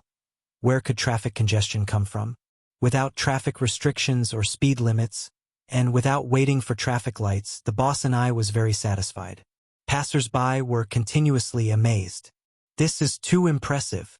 Du Jiaojiao's eyes widened as she quickly tugged on Grandpa Du's sleeve. Look over there. Grandpa Du remained calm, twirling his Buddha beads. I saw it.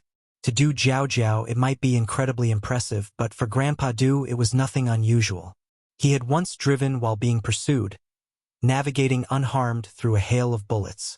Such a small trick could only deceive a naive girl like Du Jiaojiao. Without a second thought, he knew it was something a rich young man would use to attract girls. Just then, a strand of long hair floated out of the car window, tracing a perfect arc through the air. A woman? Grandpa Du raised his eyebrows slightly. My goodness, the driver is actually a woman. Du Jiaojiao nearly jumped for joy. Did you see that just now? Women drivers in this era were rare, Du Jiaojiao included. In this era, a woman driving was a novelty, so Grandpa Du remained calm. I saw it. Du Jiaojiao looked at him with disdain. How can you look so unexcited? There's nothing to be excited about, Grandpa Du said in a bland tone. Du Jiaojiao shook her head. Ah, it's so boring to be with someone like you. Grandpa Du said nothing, calmly twirling his Buddha beads. Du Jiaojiao went on to say, I've decided, from today on, I'm going to learn to drive. Grandpa Du replied, I'll have Ziki teach you. Can't you teach me yourself? Du Jiaojiao knew Grandpa Du was a good driver. Don't worry, Ziki has more than enough skill to teach you, Grandpa Du assured her. Du Jiaojiao did not say much more.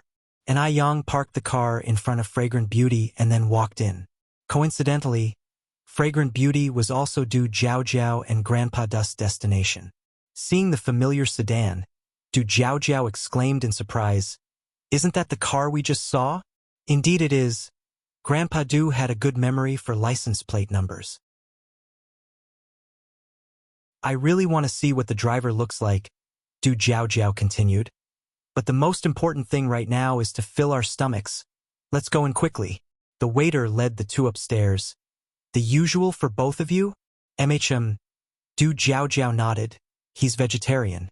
Grandpa Du's hand paused while twirling the Buddha beads, ultimately remaining silent. The taste of fragrant bowties dishes really was beyond reproach. Even a simple vegetarian dish was full of color, fragrance, and flavor. When the two left Fragrant Beauty, the sedan was still parked at the entrance. That person hasn't left yet. Shall we stand here for a bit and see what the driver looks like? Suggested Du Jiaojiao. I'm not as bored as you, Grandpa Du said lacklusterly. Du Jiaojiao had anticipated the response and waved her hand. Never mind. Let's go back. As soon as they returned to Mansion Deming, the manager came over carrying a birdcage. Grandpa Du, we just caught this myna. It's very smart and can even talk. Grandpa Du's main interests were usually feeding fish and playing with birds. So Mansion Deming had a pond full of imported koi. Hearing about the talking myna, Grandpa Du's interest was piqued. Oh, what can it say? The manager thought for a moment, then said, I think it's Ing. Yes, that's it. Ing. Just then, the bird in the cage thrashed its wings fiercely and snapped. Son of a bitch! Son of a bitch! At this, the manager's face showed an embarrassed expression. It really was saying Ing just now, Grandpa Du said. Let it go.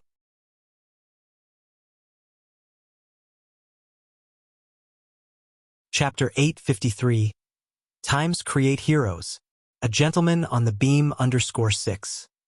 Ah, The steward was taken aback. Master Du twirled the Buddha beads. This myna bird's feathers shine brightly and it chirps crisply. Clearly it has been domesticated. Aren't you afraid its owner will be worried, now that you've captured it? The steward continued. I figure this myna must have sneaked out by itself. A bird like this, kept in captivity for a long time and suddenly set free outside, has absolutely no survival skills. If released, it wouldn't only fail to find its way home, but might also face the risk of starving to death. The myna in the cage, as if understanding the steward's words, started calling out desperately. Son of a bitch! Son of a bitch! Master Du nodded. You have a point. Let's keep it then. This myna was indeed amusing.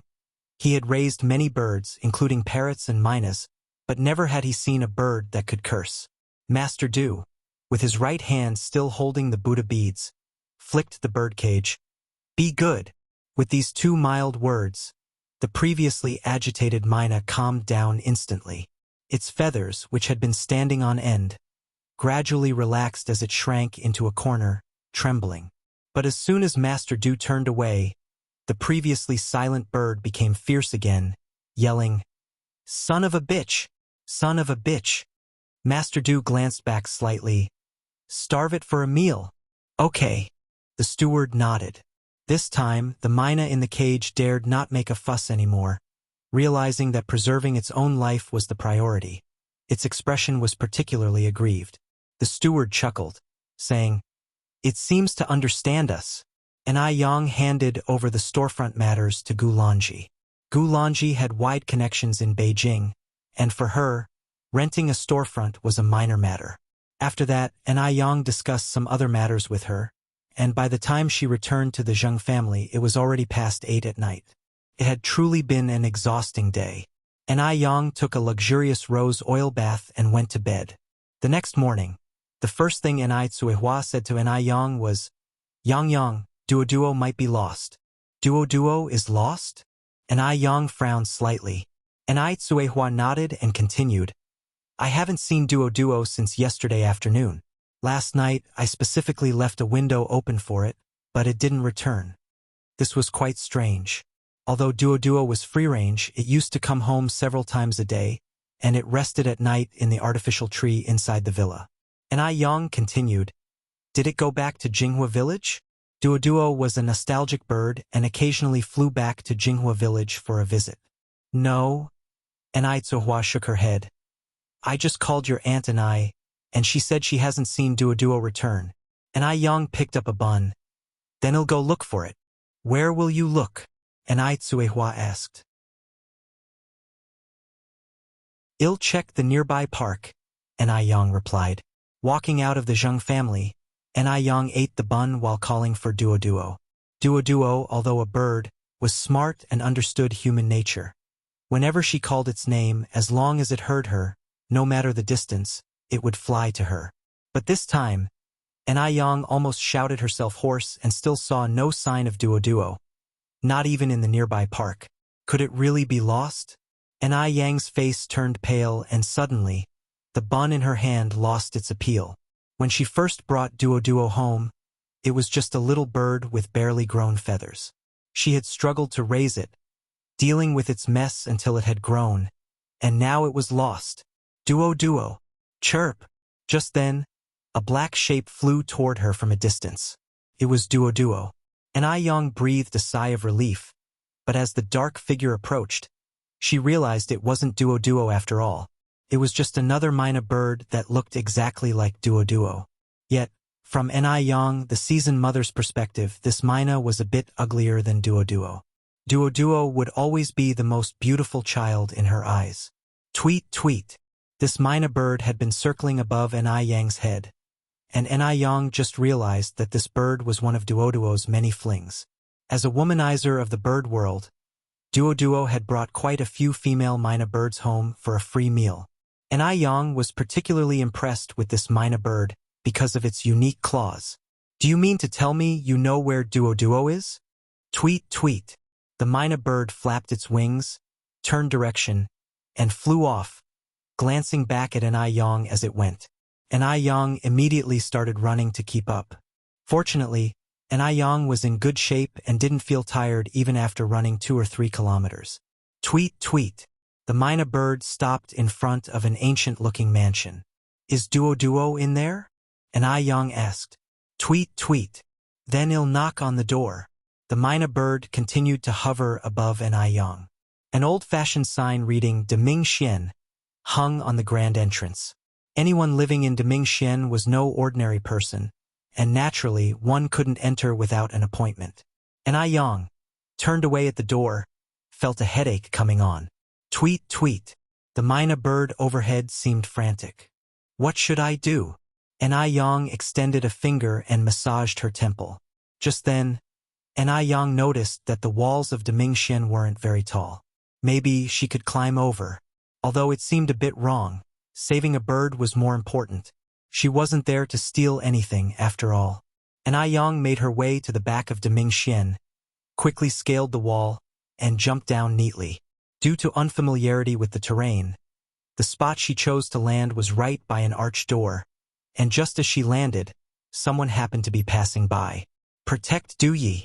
The area immediately went into high alert. Walking in front, Du Jiaojiao instinctively moved to shield Duyi. Duyi, a grown man, didn't need a woman's protection.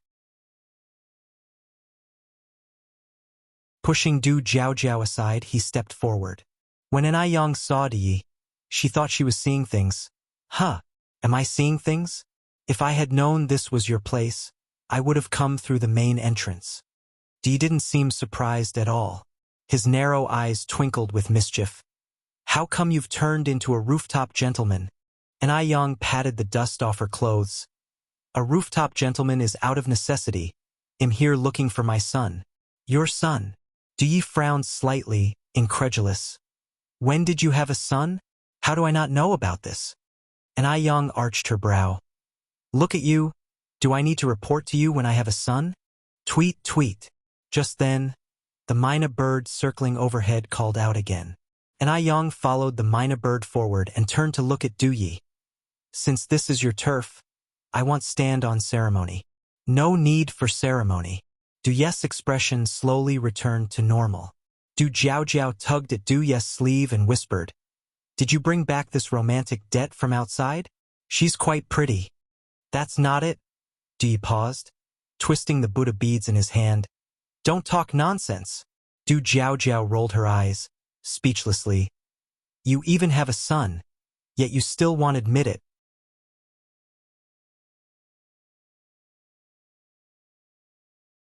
Chapter 854. Offended the wrong person? Dog food manufacturer Du Jiaojiao had many mishaps with romance previously, which, coupled with Yang coming to find her son, led to some misunderstandings. Gazing at Yang, Du Jiaojiao's eyes sparkled with admiration. I say, you've got quite the taste this time. Such a beautiful young girl, and I doubt we could find another like her in all of Shanghai. She had a son for you, and you're still not satisfied? That son isn't mine, Du said with a tone of helplessness.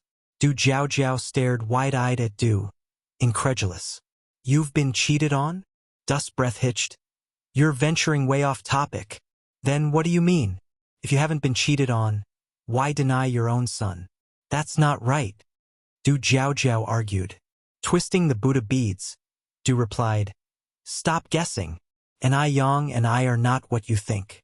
She is also the person who saved me earlier. Is that truly her? Du Jiaojiao expressed her skepticism. Really? Du Jiaojiao had always been curious about Du's mysterious lifesaver and never anticipated it was the young girl before her. They say no one is perfect, but Du Jiaojiao was still in disbelief. Such a beautiful young girl, and yet so capable. Unbelievable indeed. Absolutely true, Du affirmed, his expression unreadable. Knowing Du was not one to jest, and he had no reason to joke about this matter, Du Jiaojiao asked curiously, Then why is she here looking for her son? Did you hide her son? I don't even know who her son is, Du replied innocently. Looking towards Yang, Du Jiaojiao remarked, Not to mention this young lady is really beautiful. No wonder you compared her with Change last time. She doesn't look like someone who has had a child. Glancing at Du Jiaojiao, Du retorted. You speak as though you've had one. Du Jiao rolled her eyes at Du. The two casually followed Yang. Yang kept following the leader's sun parakeet, walking through the corridor and arriving at the garden's back. Seeing how earnestly Yang was searching, Du Jiao elbowed Du. You didn't really hide her son, did you? Why would I hide her son? Du countered. Du Jiao, I do seriously. Maybe to become her kid's stepdad. Du's breath hitched again. Don't spout nonsense. Du Jiao's face was alight with teasing. I guessed it, didn't I? You think you can read minds? Du said calmly while twirling his Buddha beads. Du Jiao continued. Getting to marry such a pretty girl, even if it means being someone's stepdad, wouldn't be a loss. This time, Du didn't respond. He knew Jiao too well. If he kept responding, Jiao would never stop teasing. Are you admitting it? Du Jiao nudged Du again. Du remained silent. Du Jiao scoffed lightly. Yang had searched around in the garden and hadn't found Duo. Miss, did you find your son? Du Jiao approached. Need any help? Thank you. Before Yang could finish, a crisp voice filled the air. Yang. Duo. Yang's face lit up. Hearing Yang's response, Duo called out even more joyously. Yang. The sun parakeet spiraling above Yang's head seemed extremely excited, chirping non-stop. Who's talking? Du Jiao scratched her head, looking at Yang. Your son. Yep. Yang nodded, her gaze catching a middle-aged man walking towards them with a birdcage covered by a black cloth. Yang. Yang approached the middle-aged man. Excuse me, sir. May I take a look at what you're holding? The middle-aged man paused, about to ask who Yang was, but Du interjected. Open it for Miss and I to see. Having lived in this place for so long, Du had never brought any woman other than Du Jiao here. Yang was most likely the first. The middle-aged man promptly lifted the black cloth over the birdcage, and Duo was ecstatic. Yang. Seeing Duo inside the cage, Yang breathed a sigh of relief. Duo. Du Jiao was stunned. She had never imagined Yang's son would be a bird. She had genuinely thought Yang had a real son. Why was he still locked up? Yang said as she began to open the birdcage. Why was he let out? Before the middle-aged man could speak, Duo flew directly to Yang's shoulder, rubbing his small head against her chin incessantly. Yang.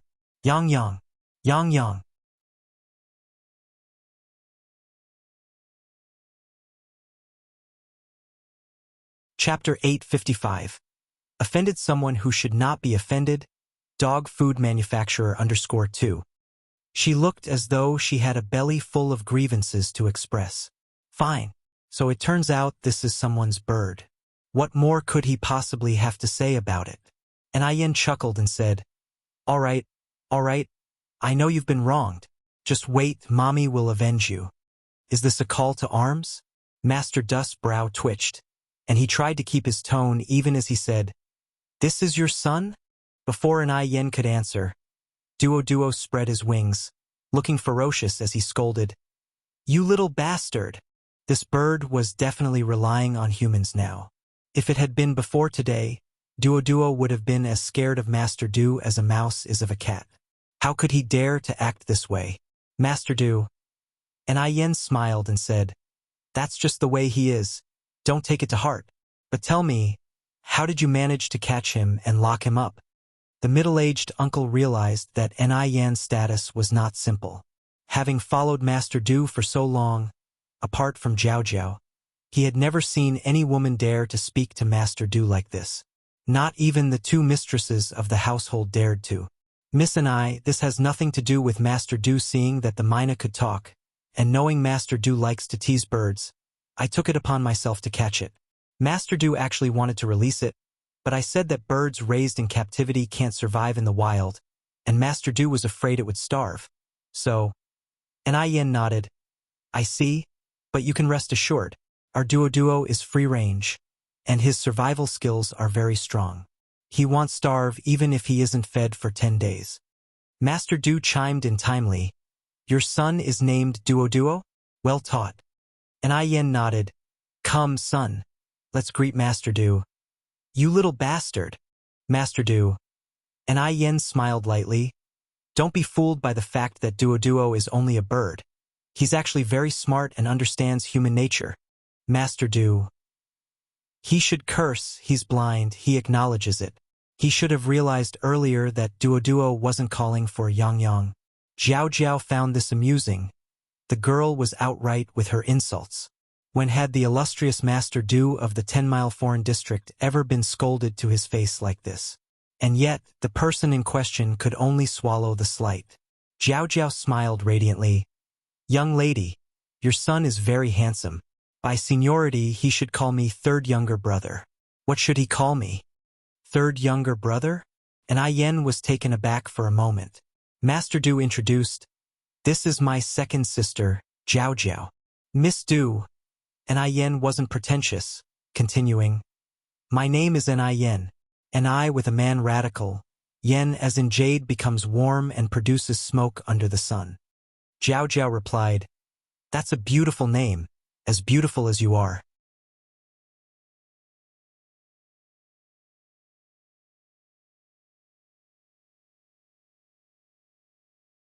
Chapter 856. Offended someone who shouldn't have been offended. Dog food manufacturer _3. As she finished speaking, Du Jiao continued, but Yang, how do you know all this? And I Yang replied with a smile, because I love beauty and like to fiddle with things.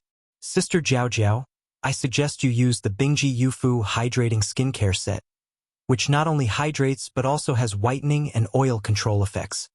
Bingji Yufu? Du Jiao furrowed her brows slightly. I seem to have heard of this brand. It's made in China, right? And I Yang nodded her head. Du Jiao said with a smile, can domestic skincare products really compare with imports? At that time, China was still developing, so it was normal for Du Jiao to look down on domestic products. Although Bingji Yufu was very popular, its sales relied on loyal customers, and it was still hard for new customers to accept it. After all, at that time, all the good stuff was imported from overseas like refrigerators, washing machines, window air conditioners, and so on. In later years, you could still feel the prestige of imported goods. Things like foreign shovels, nails, cement, and grease mentioned by the older generation. And I Yang's lips curved in a faint smile. You can't be too absolute about everything. Sometimes foreign goods aren't necessarily better than our Chinese products.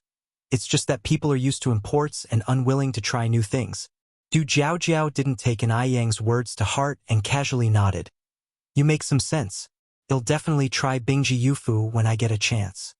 As soon as she finished speaking, Du Jiao continued, Yang, you're still in school, right?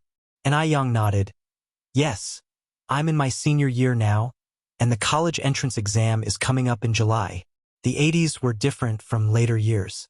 In later years, the college entrance exam was in June, but in the 80s it was in July. 19 and still in senior year? She must have repeated a few years, right? It seems that my younger brother's lifesaver isn't very smart. Du Jiao gave An I Yang a thoughtful look but said nothing. While the two of them were chatting, Grandfather Du just stood silently to the side. He marveled inwardly at how amazing Du Jiao was. She hadn't known An I Yang for long, yet she had managed to find out so much about her. He had spent an entire night alone with An I Yang and still didn't know her as well as she did. After chatting for a while, An I Yang suggested it was time to say goodbye. Du Jiao, arm in arm with An I Yang, said, Yang, don't be in such a rush to leave. It's almost time for lunch. You should eat with us before you go. An I Yang replied with a smile, Sister Jiao, you're being too polite. When I went out to look for Duo earlier, my mom specifically instructed me to hurry back once I found Duo. If I don't return soon, she might really think Duo is lost. Upon hearing this, Du Jiao no longer insisted on keeping An I Yang, and added, we've just arrived in Beijing and don't have any friends here. Yang, if you have time, Come and keep me company for a chat. Sure. And I Yang nodded. I'll head back first then. Grandfather Du walked and I Yang to the door. Duo, say goodbye to Mr. Du. Little bastard. Duo was still fuming. Duo, and I Yang patted its head. Don't be so impolite. Grandfather Du, however, was calm, a smile playing on his lips. Why bother with it? Besides, this was all my fault to begin with. I should be the one apologizing to it. And I Yang said, smiling, You shouldn't say that. This little guy is always pushing its luck. He'll be going now. MHM. Grandfather Du nodded slightly. Be careful on your way. Just as N.I. Yang turned to leave, Grandfather Du called out, Wait a moment. What is it? N.I. Yang looked back. Grandfather Du twirled his Buddha beads. My name is Du Changfeng. N.I. Yang was taken aback at first, and then asked, Changfeng, as in I desire to ride the wind to return? Yes. Grandfather Du nodded. Nice name, N.I. Yang said. Grandfather Du, holding the Buddha beads, paused for a moment. Thank you. When N.I. Yang's figure disappeared under the shade of the parasol trees, Grandfather Du also turned and went inside. As soon as he entered, Du Jiao approached. That Yang is very pretty. Yeah.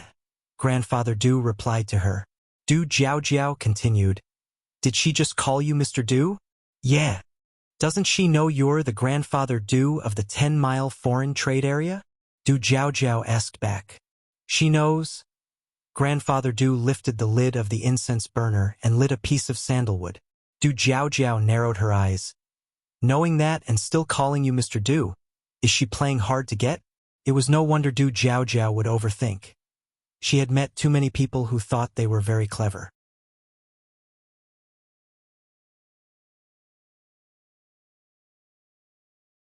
Chapter 857. Offended someone who shouldn't have been offended. Dog food manufacturer _4. Who would not respectfully address him as Mr. Du. There really were hardly any who dared to call him Sir Du. He's not that kind of person. Mr. Du firmly negated. TSKS. Du Jiao watched Mr. Du with a mischievous smile. So quick to defend her? Mr. Du did not explain further, merely saying, Ever heard of how appearance reflects the heart? Determining that Zhang Xianjing would be that kind of person was more fitting. And I Yang? She would disdain engaging in such matters. Du Jiao nodded. That's true too. Yang is so beautiful. If she were interested in you, she wouldn't need to play hard to get.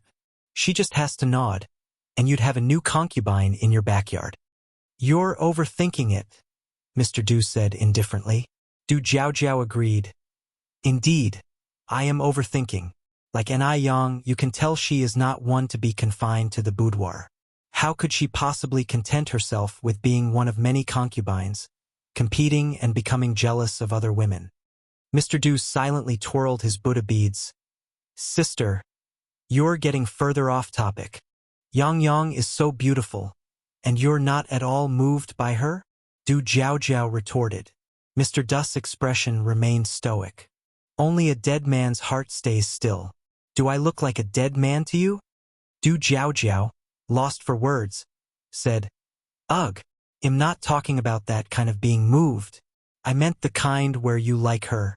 You seem so smart usually. How come you turn silly at crucial moments?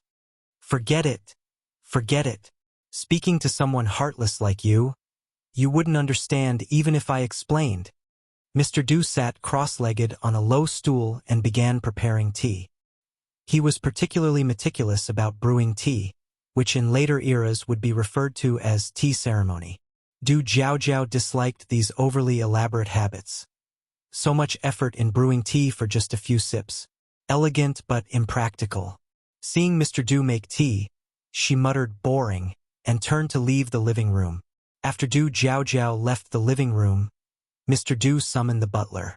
Mr. Du continued his tea-making motion, his hands weaving through the teacups as the tea smoke spiraled upwards, casting his facial features into a more majestic and enigmatic silhouette.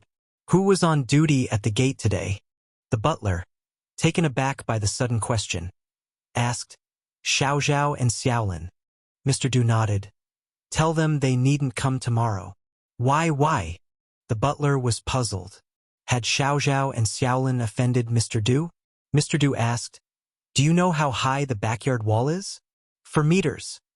Before the butler could finish, they seemed to realize something suddenly and immediately said, All right, I understand. I'll notify them right now. Go ahead. Mr. Du gestured with his hand. The butler approached the gate. The grand gate of Deming Pavilion had an imposing appearance. Even the gatekeepers found it dignified. When the butler told them they needn't come tomorrow, Xiao Zhao and Xiao Wu were startled. Butler, what did we do wrong that you're firing us? The butler patted Xiao's shoulder. It's because you offended someone you shouldn't have. What? Xiao Zhao blurted in dialect. Who did we offend? The butler continued. The young girl Mr. Du personally saw off just earlier. After saying this, the butler sighed and then added, You should feel lucky. Lucky that you didn't fracture the young lad's leg today, or you'd really be in a mess. A fall from a 4-meter-high wall could potentially lead to fatal accidents. Xiao Zhao and Xiaolin felt wronged. How could they have known that girl had such significant backing? Seeing their thoughts, the butler said, All right, don't feel too wronged. Hey, race 3 months of your salary as compensation. You don't have to come tomorrow, start looking for a new job. Finding a new job was easy, but finding one with a salary as high as before was difficult. The two accepted the money from the butler with frowns on their faces. Ni Yang brought Duo back to the Zheng family. Little Ni Yun was overjoyed, incessantly asking Duo, Where were you last night? I missed you so much. After returning, Ni Yang relayed what happened with Wu Yenyun to Ni Tsuehua. Upon hearing this, Ni Kuihua's face changed. Is Yenyun really the second girl? The few abandoned children hadn't been given names yet, so Ni Tsuehua simply called them second girl, third girl, fourth girl, and little Ni Yun ranked fifth.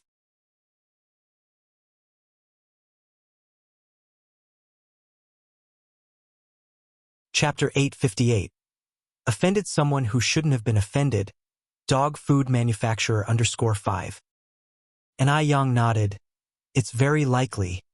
I've already sent the sample for testing. 3 months later, we'll know the results and the truth will be revealed. Firstly, Wu Yanyan's age matches with my second sister, and then she doesn't resemble the Wu couple, and the location also matches since they too are from Haiqing. Ni Tsuehua wiped her tears.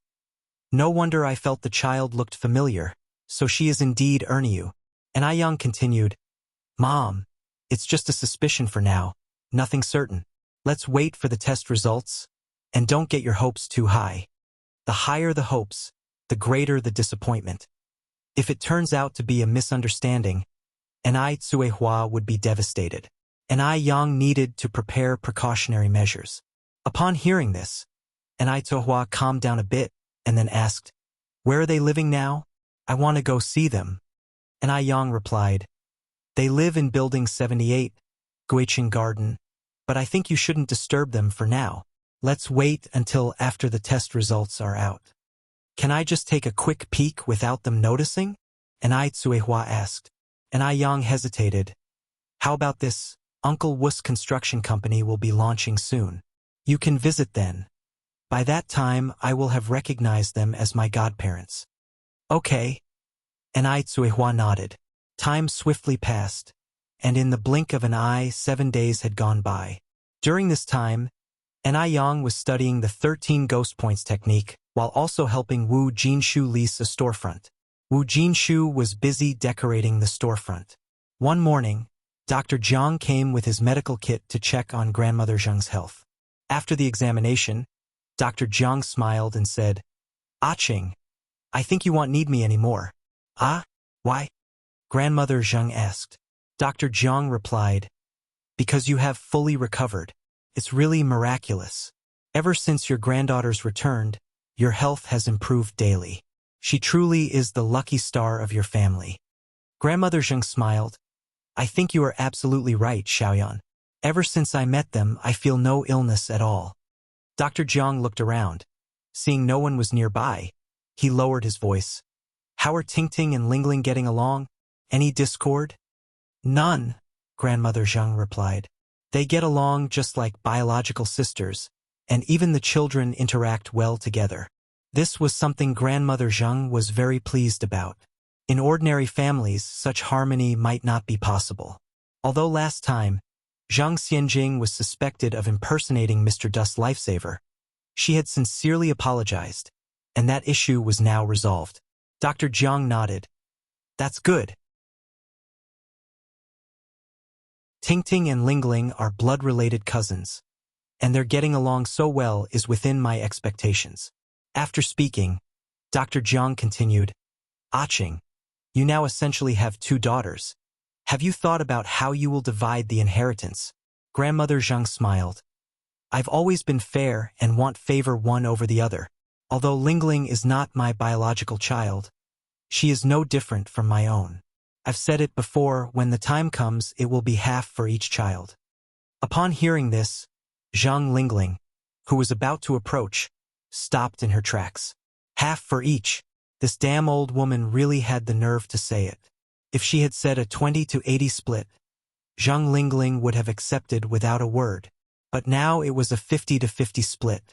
She had spent nearly half her life taking care of these 2 people, and Enai Tsuehua had only returned a few days ago. What right did Enai Tsuehua have to share the Zheng family's wealth equally with her? Even suggesting a 20-80 split was her being generous. In her opinion, the Zheng family's wealth should not go to Enai Tsuehua at all. Dr. Jiang replied, That's certainly a fair approach, but will your Tingting agree? After all, you are her biological mother. Would she be willing to share equally with Lingling? Grandmother Zheng smiled. Don't worry about that. Tingting is a good child. She doesn't care about the part she gets. Dr. Jiang responded, That's good. Zhang Lingling's features contorted.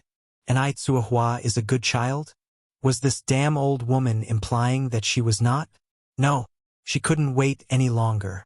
Zhang Lingling clutched the tray in her hands, her knuckles turning slightly white from the force. When Dr. Jiang left the Zheng family's house, Zhang Lingling chased after him. Aunt Jiang, wait a moment.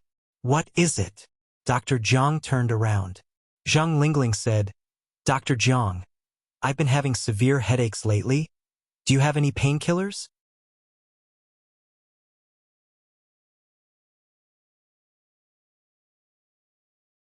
Chapter 859. Offended someone who shouldn't have been offended. Dog food manufacturer _6. Does it hurt in waves? Dr. Jiang asked. Yeah. Zhang Lingling nodded. Then let's walk and talk, Dr. Jiang said. Okay. Zhang Lingling followed Dr. Jiang's steps. Lingling, your mom is almost fully recovered now. I probably won't be visiting your house much anymore, Dr. Jiang said. That soon? Zhang Lingling frowned slightly. Dr. Jiang nodded. It's a good thing that your mom is getting better. Zhang Lingling then said, Please give me the painkillers quickly. Dr. Jiang searched through her box and found a box of medicine. Remember, 2 pills at a time. Okay. Dr. Jiang continued. Today your mom said she would leave you half of her estate. What do you think? The mention of this made Zhang Lingling angry. All these years, I have been the one by her side. But when it comes to dividing the property, she sure doesn't forget her biological daughter. Dr. Jiang frowned. If she has promised to leave you half, it makes sense. After all, blood is thicker than water, and bones may break but the sinews still hold. I'm afraid. Auntie Jiang, what do you mean? Dr. Jiang went on. I've been sisters with your mom my entire life. There were no secrets between us. But ever since Tingting returned, she hasn't been as open with me as before. Zhang Lingling asked impatiently. Auntie Jiang, what do you mean by that? Dr. Jiang said, like the paternity test and the fact that Enai Yang knows medical skills. She paused, then continued. But Lingling, don't worry too much. Enai Yang is a doctor, sure, but she practices traditional Chinese medicine. It has nothing to do with mental health. Zhang Lingling nodded. She wasn't worried about Enai Yang. Just a teenager, how skilled in medicine could she be? Dr. Jiang continued. I suspect your mom is deceiving me. She doesn't really want to divide half of the property with you. After all, you're not her biological child. She wants to leave all the wealth to her biological daughter, which is natural human sentiment. Zhang Lingling bit her lip. What should I do then? Everything in the Zhang family was hers. She was not willing to be so easily robbed. Dr. Jiang took out another box of headache pills from her medical kit. Some things are better dealt with sooner rather than later. Don't underestimate a headache as a small issue. If it drags on for long, it can turn into a big problem. Life is unpredictable. Who knows what might happen tomorrow?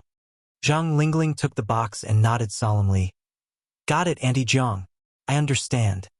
Today was the grand opening of Wu Jinshu's construction company.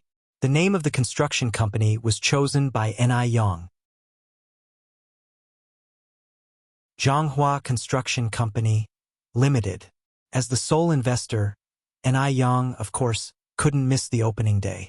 At 8 in the morning, Ni Yang and Ni Tsuehua arrived at the company on time. The more Ni Tsuehua looked at Wu Yenyun, the more she felt Wu Yenyun was her second daughter. Her eyes began to moisten. How hard it must have been for her to grow up so big, being thrown away so young. Poor child.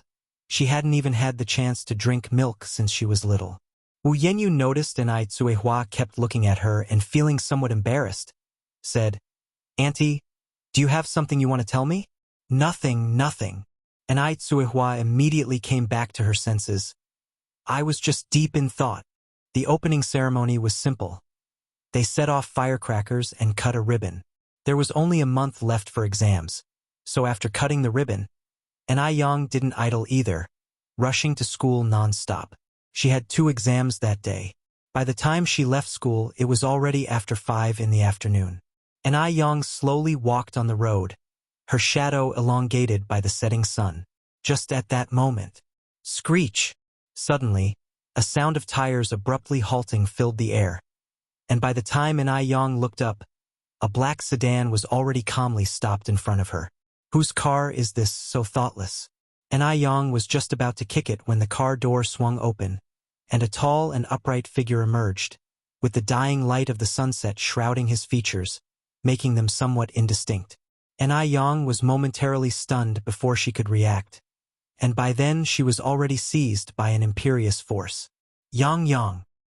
He buried his head in her neck and deeply inhaled the lingering scent of her hair. Brother Mo. Ni Yang wrapped her arms around him.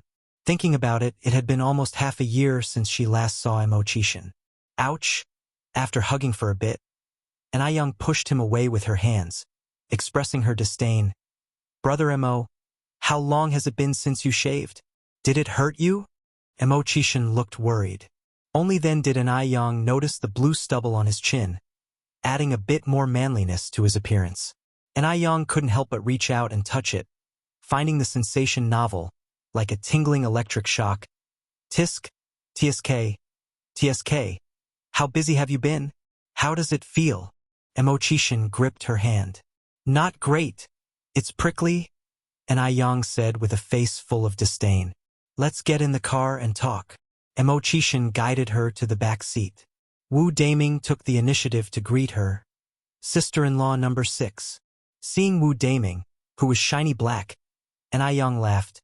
Wu Daming, have you been on a vacation to F continent? Wu Daming turned around in surprise. Sister-in-law, how did you figure it out? But I didn't go to F continent for a vacation. It's your teeth, Ni Yang replied. Ah! Wu Daming was somewhat confused. Ni Yang continued. I suggest that if you go out at night, remember to smile more. Why? Wu Daming touched the back of his head. Ni Yang smiled and said, use your teeth to blind them. Otherwise it's too dark and no one can see you. Wu Daming. Not only had he darkened, but why did everyone have to laugh at him too?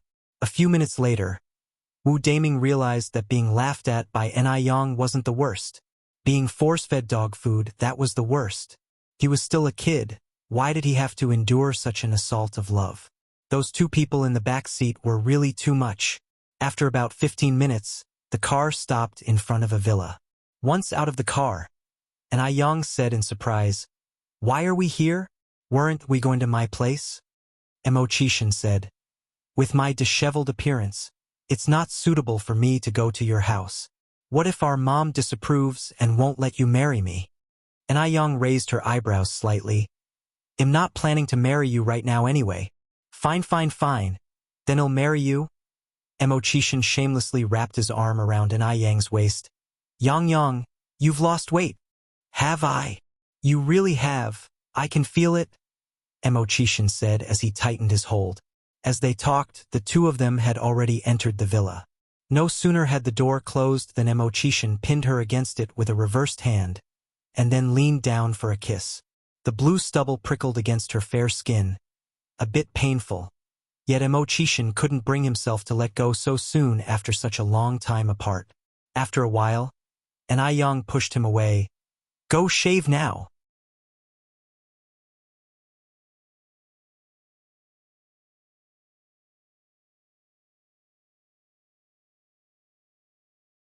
Emochishin got out of the car right behind her, taking the gifts brought back from F country from the back of the car, and they walked towards the villa together. Zhang Xianjing had the day off from school and had come home early. Just as she came down the stairs, she saw a figure coming through the door. Against the light, she couldn't quite make out his features, yet a powerful aura surrounded him, instilling a sense of inferiority in those who saw him. Who could this be? Although she couldn't quite see his face clearly, Zhang Xianjing could sense that this was no ordinary person. Perhaps it was Mr. Mog. The Mo and Zheng families were extremely close, so it was unsurprising for Baichuan to visit the Zheng family. Zhang Xianjing narrowed her eyes and subconsciously brushed her hair behind her ears, straightened her back, and walked downstairs. The features of his face gradually became visible in the darkness. Thin, sharp lips like paper cuts, narrow and long phoenix eyes brimming with a cold gleam, and features as flawlessly carved as fine artistry, especially those deep and heavy eyes, bottomless as if they were vast stars. She recognized who it was. The next second, all traces of a smile vanished from Zhang Xianjing's face. It was Emochishin. How could such a fine appearance be wasted on a ne'er-do-well like Emochishin? Regret and disgust flickered across Zhang Xianjing's eyes as she snorted and walked past him with her nose in the air. For a good-for-nothing like Emochishin, even the right to hold her shoes was unattainable. Emochishin's face remained expressionless as he continued walking in. Xiaoma! And Aizuhua was surprised to see Emochishin. When did you get back? Emochishin replied, Auntie, I just got back home this afternoon. Laughing, and Aizuhua said, Come on in. And, by the way, where's Yang? Did you see her? Emochishin answered, Yang was supposed to come in with me, but she felt a bit unwell the moment we were entering the door, so she went to the washroom.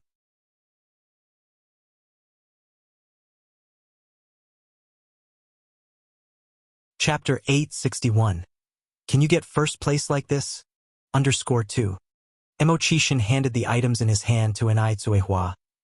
These are the gifts I brought from F country for Grandpa Zheng, Grandma Zheng, and you and Uncle. And Aizuhua smiled and said, You child, coming here is enough. Why bring gifts? Grandpa Zheng and Grandma Zheng also liked Emochishin very much.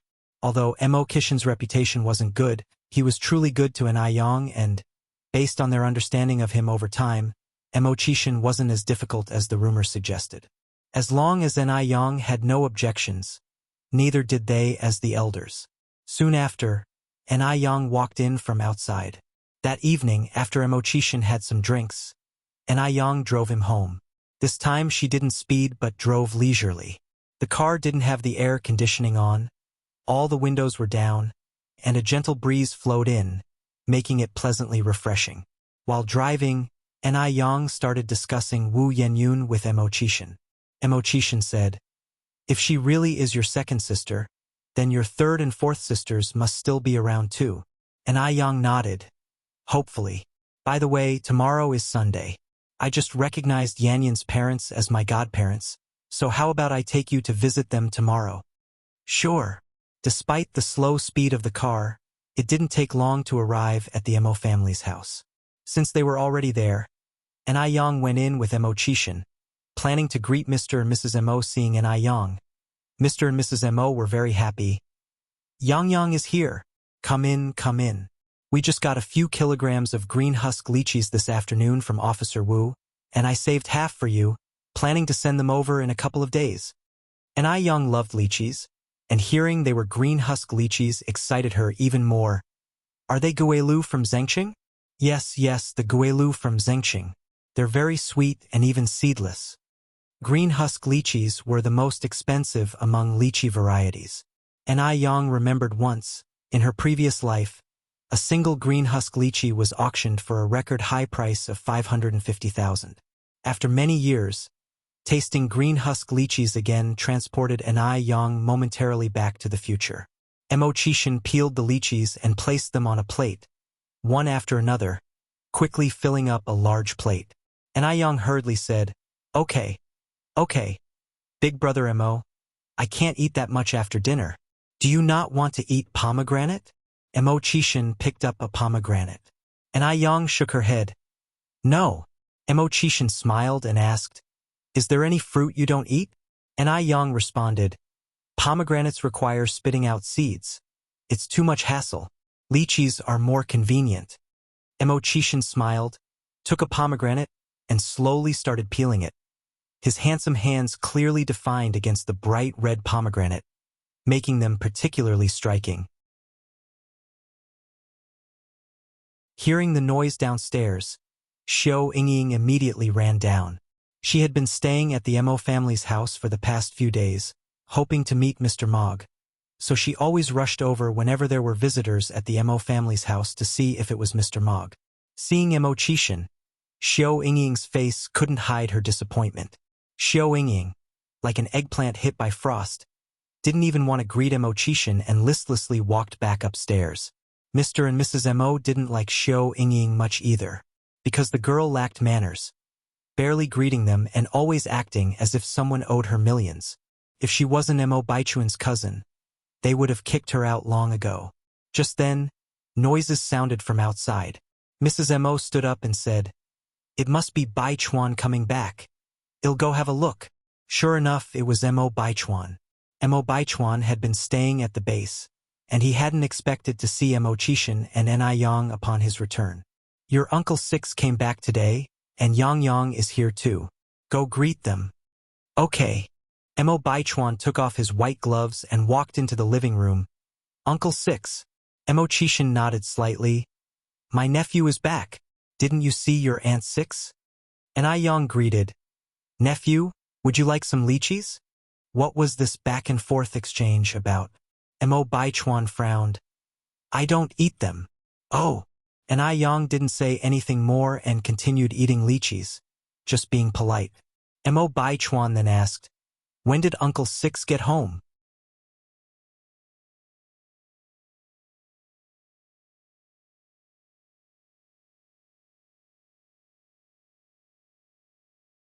Grandmother Mo hesitated, then spoke. Baichuan, Zhao Jingrong. She used to. Are you trying to say that Jingrong was once Uncle Six's fiancé? Mo Baichuan said. Yes, Grandmother Mo nodded. You know that's good. All these circumstances, I need not say more, you should be very clear, right? Grandmother Mo truly looked down upon Zhao Jingrong. Mo Baichuan's eyebrows furrowed slightly as he continued. The reason Jingrong broke off the engagement with Uncle Six is that Uncle Six had no ability to keep her. Moreover, she and Uncle Six were initially betrothed as children, and it's been so many years since such practices were abolished. Child engagements are already null and void, and Jingrong has the right to choose her happiness. You and Grandpa can't dismiss her as a good girl just because she broke off the engagement with Uncle Six. Grandmother Mo wanted to say something more, but Grandfather Mo raised his hand. All right, you want to get engaged to her, right? Then get engaged. We won't interfere with this matter, but let me say something beforehand. Please speak, Mo Baichuan said. Grandfather Mo continued.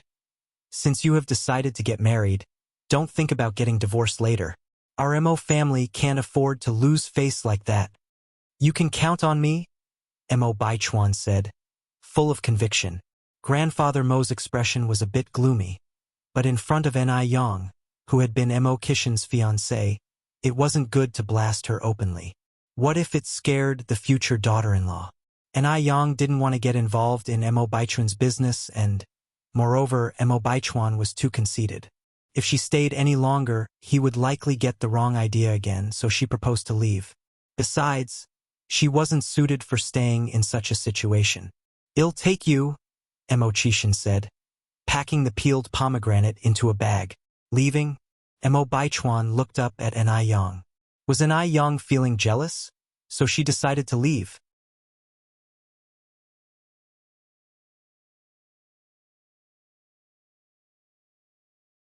Chapter 863.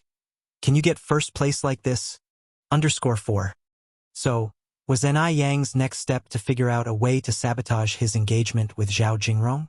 Watching Ni Yang's retreating figure only made Mo Baichuan more determined to get engaged to Zhao Jingrong. Although he had not discussed the engagement with Zhao Jingrong, he knew she would definitely not object. After all, Zhao Jingrong was so infatuated with him. Zhao Jingrong and Ni Yang were the same kind of person, yet they were also different.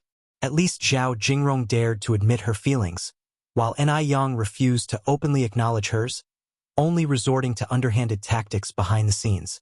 But for some reason, he still found his gaze involuntarily drawn to Ni Yang. Sometimes Mo Baichuan felt like he was being unfair to Zhao Jingrong. Because he had always been using Zhao Jingrong, he wanted to use Zhao Jingrong to expose Ni Yang. Mo Chishin walked Ni Yang to the door. Yang, let me drive you back. I'm not comfortable with you going alone." Ni Yang laughed. "Brother Mo, I brought you here, then you drive me back, and then I bring you here again. Back and forth like this? Do we even need to sleep tonight?" Mo Chishin handed the bag he was carrying to Ni Yang. "Then take this." "What's this?" Ni Yang was curious. "It's pomegranate. I've peeled it for you," Mo Chishin said. Ni Yang declined. "I don't want it. Even though you've peeled the skin, there are still seeds inside, too lazy to eat." Ni Yang really liked to eat fruit, but she was particularly lazy.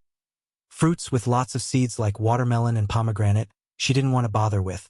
Spitting out seeds was too much trouble. Mo Chishin laughed. "I've removed the seeds inside as well." Ni Yang was surprised. "Really? Really?" Ni Yang fished out a pomegranate seed from the bag and tried it. "Oh my gosh! Brother Mo, you're amazing. How did you peel it like this?" She never knew that pomegranate could be seedless. Mo Chishin humbly replied, "Actually, I didn't know how before either. It was all thanks to the boss' good training." On finishing, he continued, "Boss, I've done such a great job. Don't you want to reward me? And maybe give me a kiss as well? How about I give you a slap as a bonus?" Ni Yang raised her eyebrows slightly. Mo Chishin. The next day, Ni Yang took Mo Chishin to the Wu family. Mo Chishin was very adept at handling situations. Knowing the Wu family had many children, he specifically bought a lot of White Rabbit creamy candies and teddy bear biscuits, as well as several cans of milk powder. "Godfather and godmother, this is my boyfriend, Mo Chishin." Ni Yang took the initiative to introduce Mo Chishin to Wu Jinshu and Yen Erju. Wu Jinshu and Yen Erju were both stunned. They didn't expect Ni Yang to have a boyfriend already.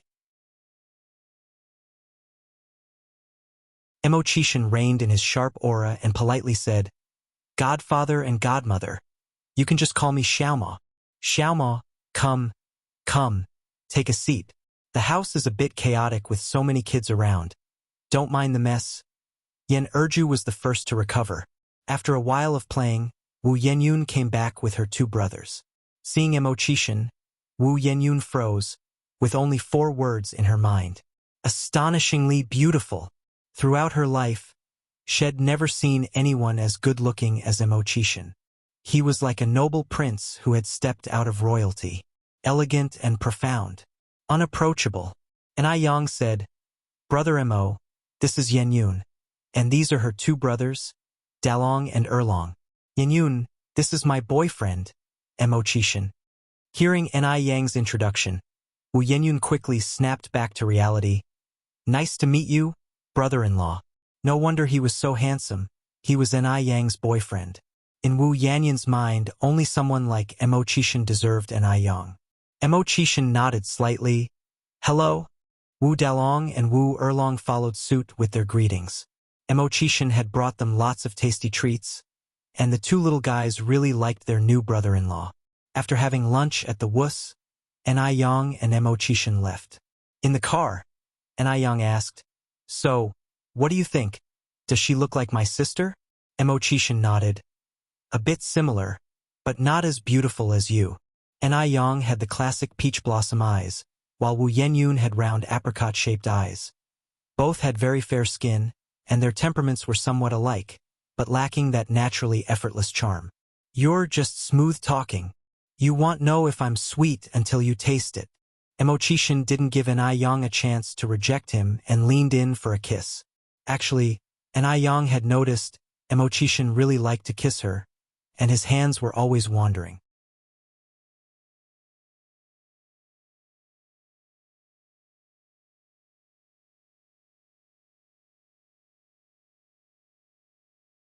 Mo Qishan then said, Oh, Brother Du, let me introduce you. This is my girlfriend, N.I. Yang. I hear you two know each other. Girlfriend? Brother Du's expression remained unchanged. I didn't expect N.I. Yang to be your girlfriend. He had wondered before what kind of boyfriend a woman like N.I. Yang would choose. But he never thought her boyfriend would turn out to be his close friend. He even thought, given Mo Qishan's nature, he might never marry. Suddenly, he had a girlfriend. With that said, Brother Du teased, You're quite the lucky man. Mo Qishan smiled. Yang, come over and greet him. Brother Du, N.I. Yang approached. Since Mo Qishan called Brother Du that way, it was obviously not proper for her to call him Du Chengfeng or Mr. Du anymore. Little did she expect that her impromptu rescue last time had saved someone from her own circle. The Buddha Hall is not a suitable place for conversation. Let's move over there. Brother Du gestured invitingly. All right. Mo Qishan, holding N.I. Yang's hand, followed Brother Du's lead. The three made their way to the tea room, where Brother Du poured tea for them. The tea room was elegantly decorated, filled with antiques and furniture all crafted from precious agarwood. The air was perfumed with not just the scent of sandalwood, but also with a subtle fragrance of agarwood. It was a style N.I. Yang liked. The first day I came to Beijing, I faced danger. Fortunately, I encountered N.I. Yang. If it weren't for her, I would have been dismembered by now. This cup of tea, I toast to you and N.I. Yang. Brother Du raised his teacup. Brother Du, you're too polite, we're all family here, Mo Qishan said.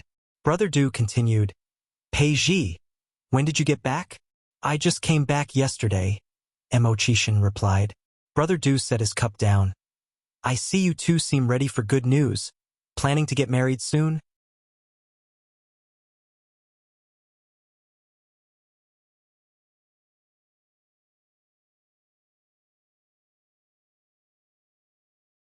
Mo Qishan continued, Brother Du is the powerful Du Jiao known throughout the area and naturally can't show his true feelings. So, those two concubines at home are nothing but a facade to throw opponents off. N.I. Yang furrowed her brows slightly.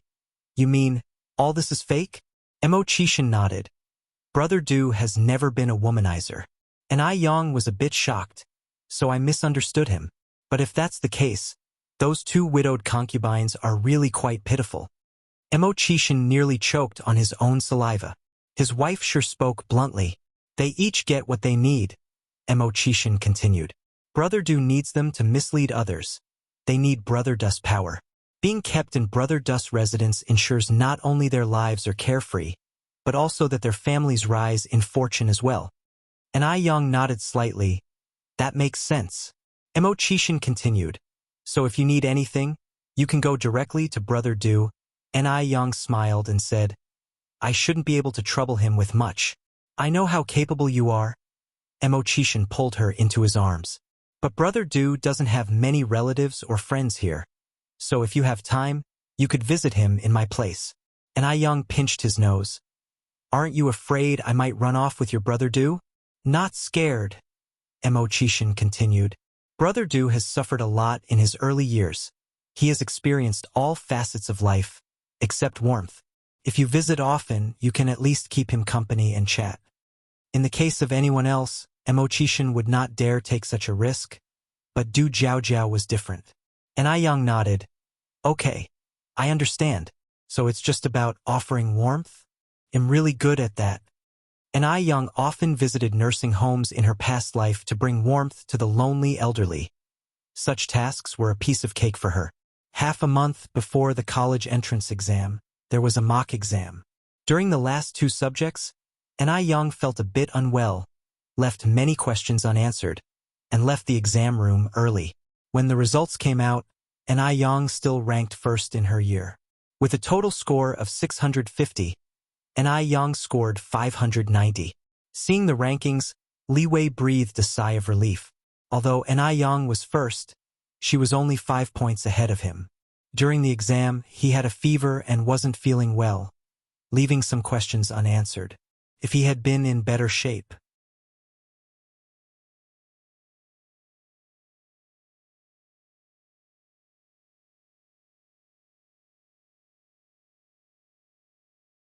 Wu Daming's sister is also taking it this year, so he went back to accompany her. And I Yang nodded. You wouldn't expect Daming to be such a good brother. At this time, the countryside still held a strong preference for sons over daughters. It was very difficult for a family to let a girl take the college entrance examination. Unlike in later generations where men and women were treated as equals and female university students were everywhere. Before long, they had reached the examination room. The examination room was at a certain middle school in Beijing. There were many parents there to send off their children, most of whom had come by bicycle. There were very few who, like Emochishin, had arrived by car. For a moment, this garnered many lingering glances. Fortunately, the atmosphere in Beijing was gradually becoming more open, and it wasn't rare to see couples secretly holding hands on the street. Rewind a few decades, and a young couple like An Yang and Emochishin would have been subjected to public criticism. Emochishin carefully checked the pencil case, making sure that all the stationery and her admission ticket were in place. Then he said, Yang, don't be nervous. I will be right here waiting for you when you come out. I'm not nervous. You, on the other hand, are sweating, big brother Emo, and you're not even the one taking the exam. And Yang stood on her tiptoes and used her sleeve to wipe away the beads of sweat on Emochishin's forehead. Being so close, she could smell a fresh mint fragrance mixed with a subtle scent of tobacco. I'm heading in, and Yang continued. Wait a moment, Emochishin said, catching An Yang's wrist. And Yang looked back slightly. What is it? Emochishin held her hand with one hand and took off the watch from his own left wrist with the other, placing it on her wrist. Wear this and you can check the time during the exam. The men's watch was large, making her fair wrist look even more delicate and exquisite. I'm off then, An Yang said, shaking the wristwatch. Good luck. Don't worry. An Yang nodded, smilingly replied, I will, big brother Mo. See you later. Emochishin waved at her and watched as her figure disappeared at the school gate.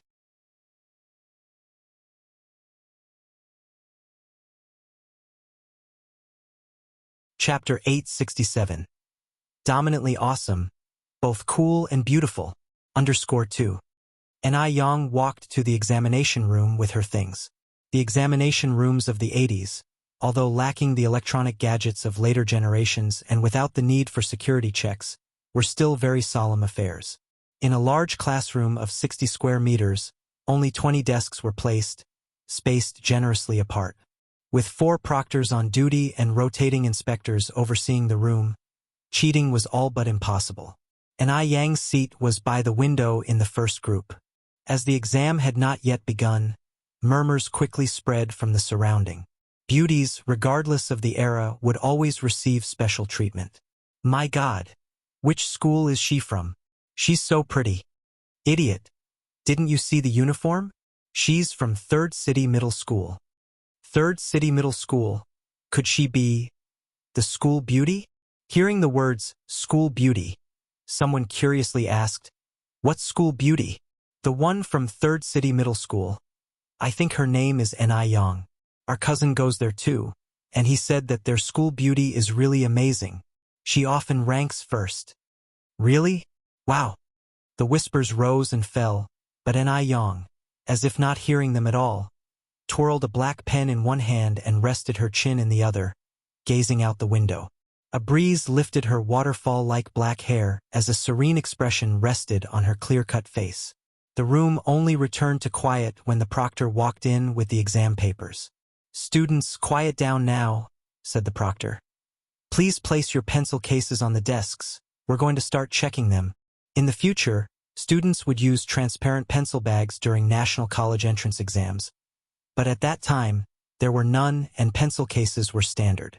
To prevent cheating with notes hidden inside them, teachers inspected every pencil case before the exams. Everyone set their pencil cases on the desks, and the proctors divided into 4 groups, meticulously checking, careful not to overlook anything.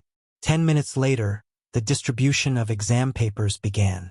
The first exam was Chinese, from 9 to 11:30. The examination room was incredibly quiet, save for the sound of rustling writing. Chinese was not stressful for Yang.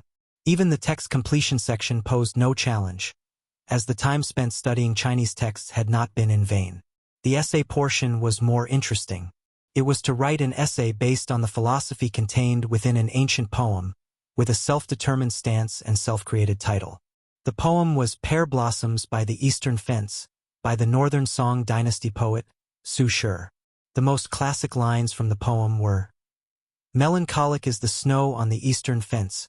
How much of life can be discerned and understood?" Yang's brows quirked up slightly, and, as if struck by inspiration, she settled on the title of her essay, Youth Fleeting. In the 2.5-hour exam, Yang finished all the questions in an hour and a half. However, leaving early was not permitted, so after thoroughly reviewing her answers twice, Yang spent the time doodling on scratch paper. She had wanted to sleep, but this was the National College Entrance Examination room after all, and openly sleeping might affect the other students. The proctor passed by Yang and noticed her drawing. Firstly impressed, then shook their head in resignation. Although her drawing looked decent, this was an exam after all, and these exams determined one's future path in life. How could she be so carefree? That was irresponsible to her own life. An hour quickly passed, and outside it was the peak of the sun's strength. The scorching heat was uncomfortable. As soon as Yang stepped out of the door, a shadow enveloped her from above, and the burning sensation on her skin immediately lessened considerably. It was Chishin coming over with an umbrella. Yang, you must be burning up. Have an ice pop first." Yang replied with a smile, "It's okay. It wasn't hot in the classroom. I didn't realize it was so hot outside." "Where did the ice pop come from?" "Over there." Chishin pointed towards the roadside. At that time, ice pops were sold out of insulated boxes, and knowing today was the day of the National College Entrance Exam, the seller had timed his arrival perfectly. At the moment, the uncle was surrounded by a crowd. Yang turned her head and raised an eyebrow in surprise, struggling to imagine Chishin jostling with so many people for an old-fashioned ice pop. Taking a bite of the ice pop handed to her, the coolness was refreshing and the flavor classic, loaded with memories. "Brother want a bite?" Yang offered the ice pop to Chishin's lips.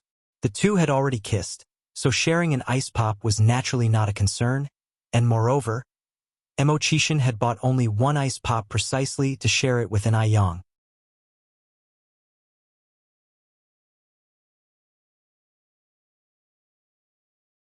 Chapter 868. Dominantly awesome, both cool and beautiful. _3. They shared the popsicle, taking turns, and quickly finished it. Since they had math and English exams in the afternoon, the two did not go home but found a restaurant to eat. After lunch, Chishin found a guest house for them. Yang rested for over an hour at noon and then returned to the examination room. As Yang studied science, the afternoon math exam was half an hour longer than the Chinese exam. The next morning they had exams in physics and history, and in the afternoon chemistry and politics. The third day concluded with the biology exam in the morning. After 3 consecutive days of exams, when Ni Yang walked out of the examination room on the afternoon of the 3rd day, she felt much more relaxed. Just then, a male student hurried to catch up with her. "Excuse me, could you wait for a moment?" Ni Yang looked back and saw a young boy around 17 or 18 years old, with a shy smile on his face. "Are you calling me?" Ni Yang asked. "Yes." The boy nodded and introduced himself. "I am Zhong Aigua, a student from the 2nd City High School. We were in the same examination room. You were in the first group, I was in the second." Throughout the 3 days of exams, Zhong Aigua had noticed Ni Yang. Whenever he encountered a tough question, all he needed to do was look up to see her profile. Her profile was as exquisite as a painting, more beautiful than the scenery outside the window, and it was comforting. On the first day of exams, Zhong Aigua wanted to strike up a conversation with Ni Yang but never found the courage. Today, being the last day, he knew he'd never get another chance if he didn't act now. Ni Yang did not reject this friendly advance. Ni Yang, from the 3rd City High School, Zhong Aigua continued. "Is it Ni as in individual and Yang as in fireworks?" "Yes." Ni Yang nodded. Keeping pace with Ni Yang, Zhong Aigua asked, "Ni Yang, where do you live?" Before Ni Yang could answer, Zhong Aigua added, "I live in the south part of the city. It's convenient to go anywhere from there. How about we walk home together?" Outside the school gate, Mo Chishan was eagerly waiting for Ni Yang. When he finally spotted her, his face lit up, but then darkened rapidly when he saw Zhong Aigua with her. Ni Yang looked up at Mo Chishan and said, "No need. My boyfriend is waiting over there for me." "Boyfriend?" Zhong Aigua was stunned. You have a boyfriend?" Ni Yang nodded. "Yes," pointing towards Mo Chishan. "That's him." Following the direction of Ni Yang's finger, Zhong Aigua saw a distinguished figure holding a black umbrella, dressed in a crisply ironed suit, his handsome face and slightly upturned delicate eyes shining coldly. Despite the heat of summer, he gave off a chill.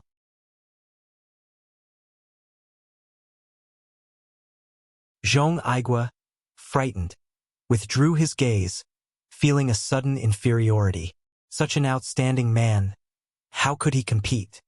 His unstarted first love died in its cradle, leaving Zhong Aigua very unreconciled. "Is he really your boyfriend?" "Of course. I need to go now," said Ni Yang, and she jogged away. Zhong Aigua watched as Ni Yang ran up to Mo Chishan, who considerately covered her entirely with his umbrella and tenderly swept her bangs behind her ear. So they really were boyfriend and girlfriend. Zhong Aigua felt suffocated, a heavy, stifling feeling. The scene looked very loving to those around.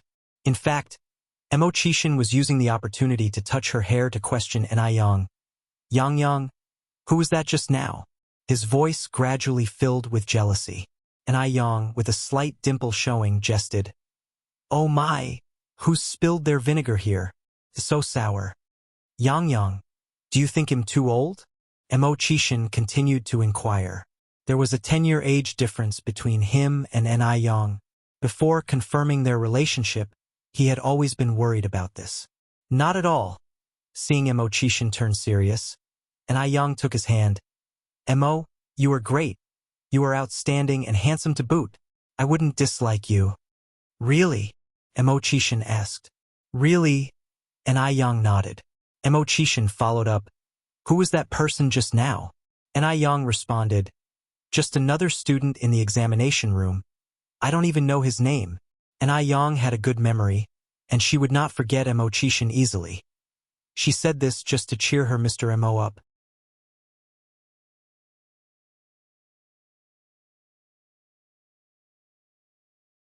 Chapter 869. Dominantly awesome, both cool and beautiful. _4. You really don't know? Mo Chishan's dark expression lightened a bit. "Really, I swear." Ni Yang held up 3 fingers. Mo Chishan continued, "Then what were you just talking to him about? You two seemed quite happy chatting." Ni Yang replied, "I told him my boyfriend has arrived. Didn't you see me pointing at you just now?" With that explanation, Mo Chishan was completely relieved. "What shall we have for lunch?" And Young thought for a moment, then said, "Let's go to Color and Fragrance. I've been craving tiramisu." All right. This was Mo Kishin's third visit to Color and Fragrance. Color and Fragrance was a renowned restaurant in Beijing, and though it hadn't been open for long, it had revolutionized the dining scene in the city. Yang, Color and Fragrance is your business, isn't it? Mo Kishin turned to look at Yang. Yang was surprised and asked, "Mo brother, how did you know?" Mo Kishin had been particularly busy for a while, and Yang wanted to keep it low-key, so she hadn't told Mo Kishin about Color and Fragrance. But to her surprise, Mo Kishin had guessed it. His thin lips curved slightly. "I recognized your style at first glance. An old era had just ended, and at this time the national sentiment favored Western culture. Vintage culture was seen as old-fashioned and rotting, and few would decorate a restaurant in a traditional Chinese retro style, let alone employ Hanfu costumes as a uniform for the waitstaff. Mo brother, you're really smart." And Young offered her praises without stinginess. Of course, Mo Kishin adopted Yang's usual arrogant tone. "Otherwise, how could I be your Mo brother?" Time flew by, and before they knew it, another week had passed. After spending over a month with Yang, Mo Kishin had to get busy again. Before he left, Mo Kishin took Yang to visit Grandpa Du just like last time. Grandpa Du was sitting in the Buddha hall, chanting scriptures. Hearing the familiar sound of the wooden fish, Yang whispered, "Mo brother, is your big brother Du renouncing worldly pleasures?" Mo Kishin nodded. "It's very possible. However, big brother Du still has many things to sort out. I guess he won't become a monk anytime soon." As they were walking towards the Buddha hall, footsteps were heard from behind. Yang. Yang looked back slightly. "Sister Jiao Jiao." Mo Kishin nodded slightly. "Du second sister." Du Jiao Jiao looked at them. Yang, are you really with this guy?" "Yes, Sister Jiao Jiao." Du Jiao Jiao continued. "I thought he would never marry. This is really disappointing." Mo Kishin used to be quite ascetic.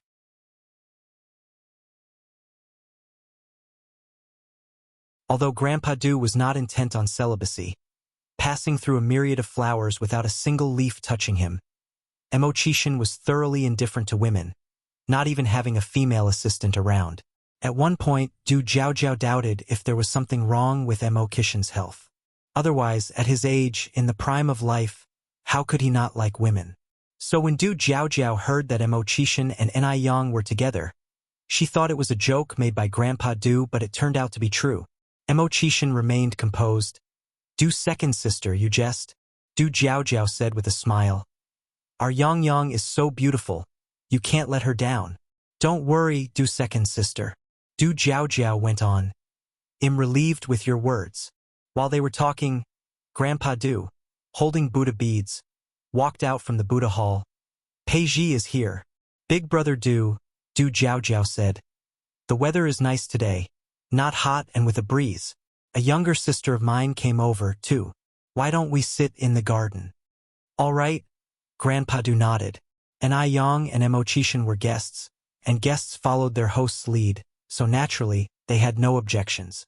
Du Jiaojiao's good friend from Shanghai was called Fu Xiaoshuang. She was 21 this year, very pretty, petite and delicate, with finely drawn eyebrows like willow leaves and light lipstick, the epitome of a wealthy and pampered lady. Her soft-spoken manner could melt into one's bones. Fu Xiaoshuang had pursued Mo Kishin for a while, to no avail. So now she had set her sights on Grandpa Du. Although Grandpa Du already had 2 mistresses, she didn't mind. She was more confident in winning over Grandpa Du than Mo Kishin. After all, Grandpa Du was a man known for indulging in pleasures. To become the matron of the Du family was to rule over the flourishing Shanghai. Thereafter, it would be her Fu family's domain. You're tuning in to the Legend of the Vagabond YouTube channel. Don't forget to subscribe and join us on this journey to catch the most captivating stories.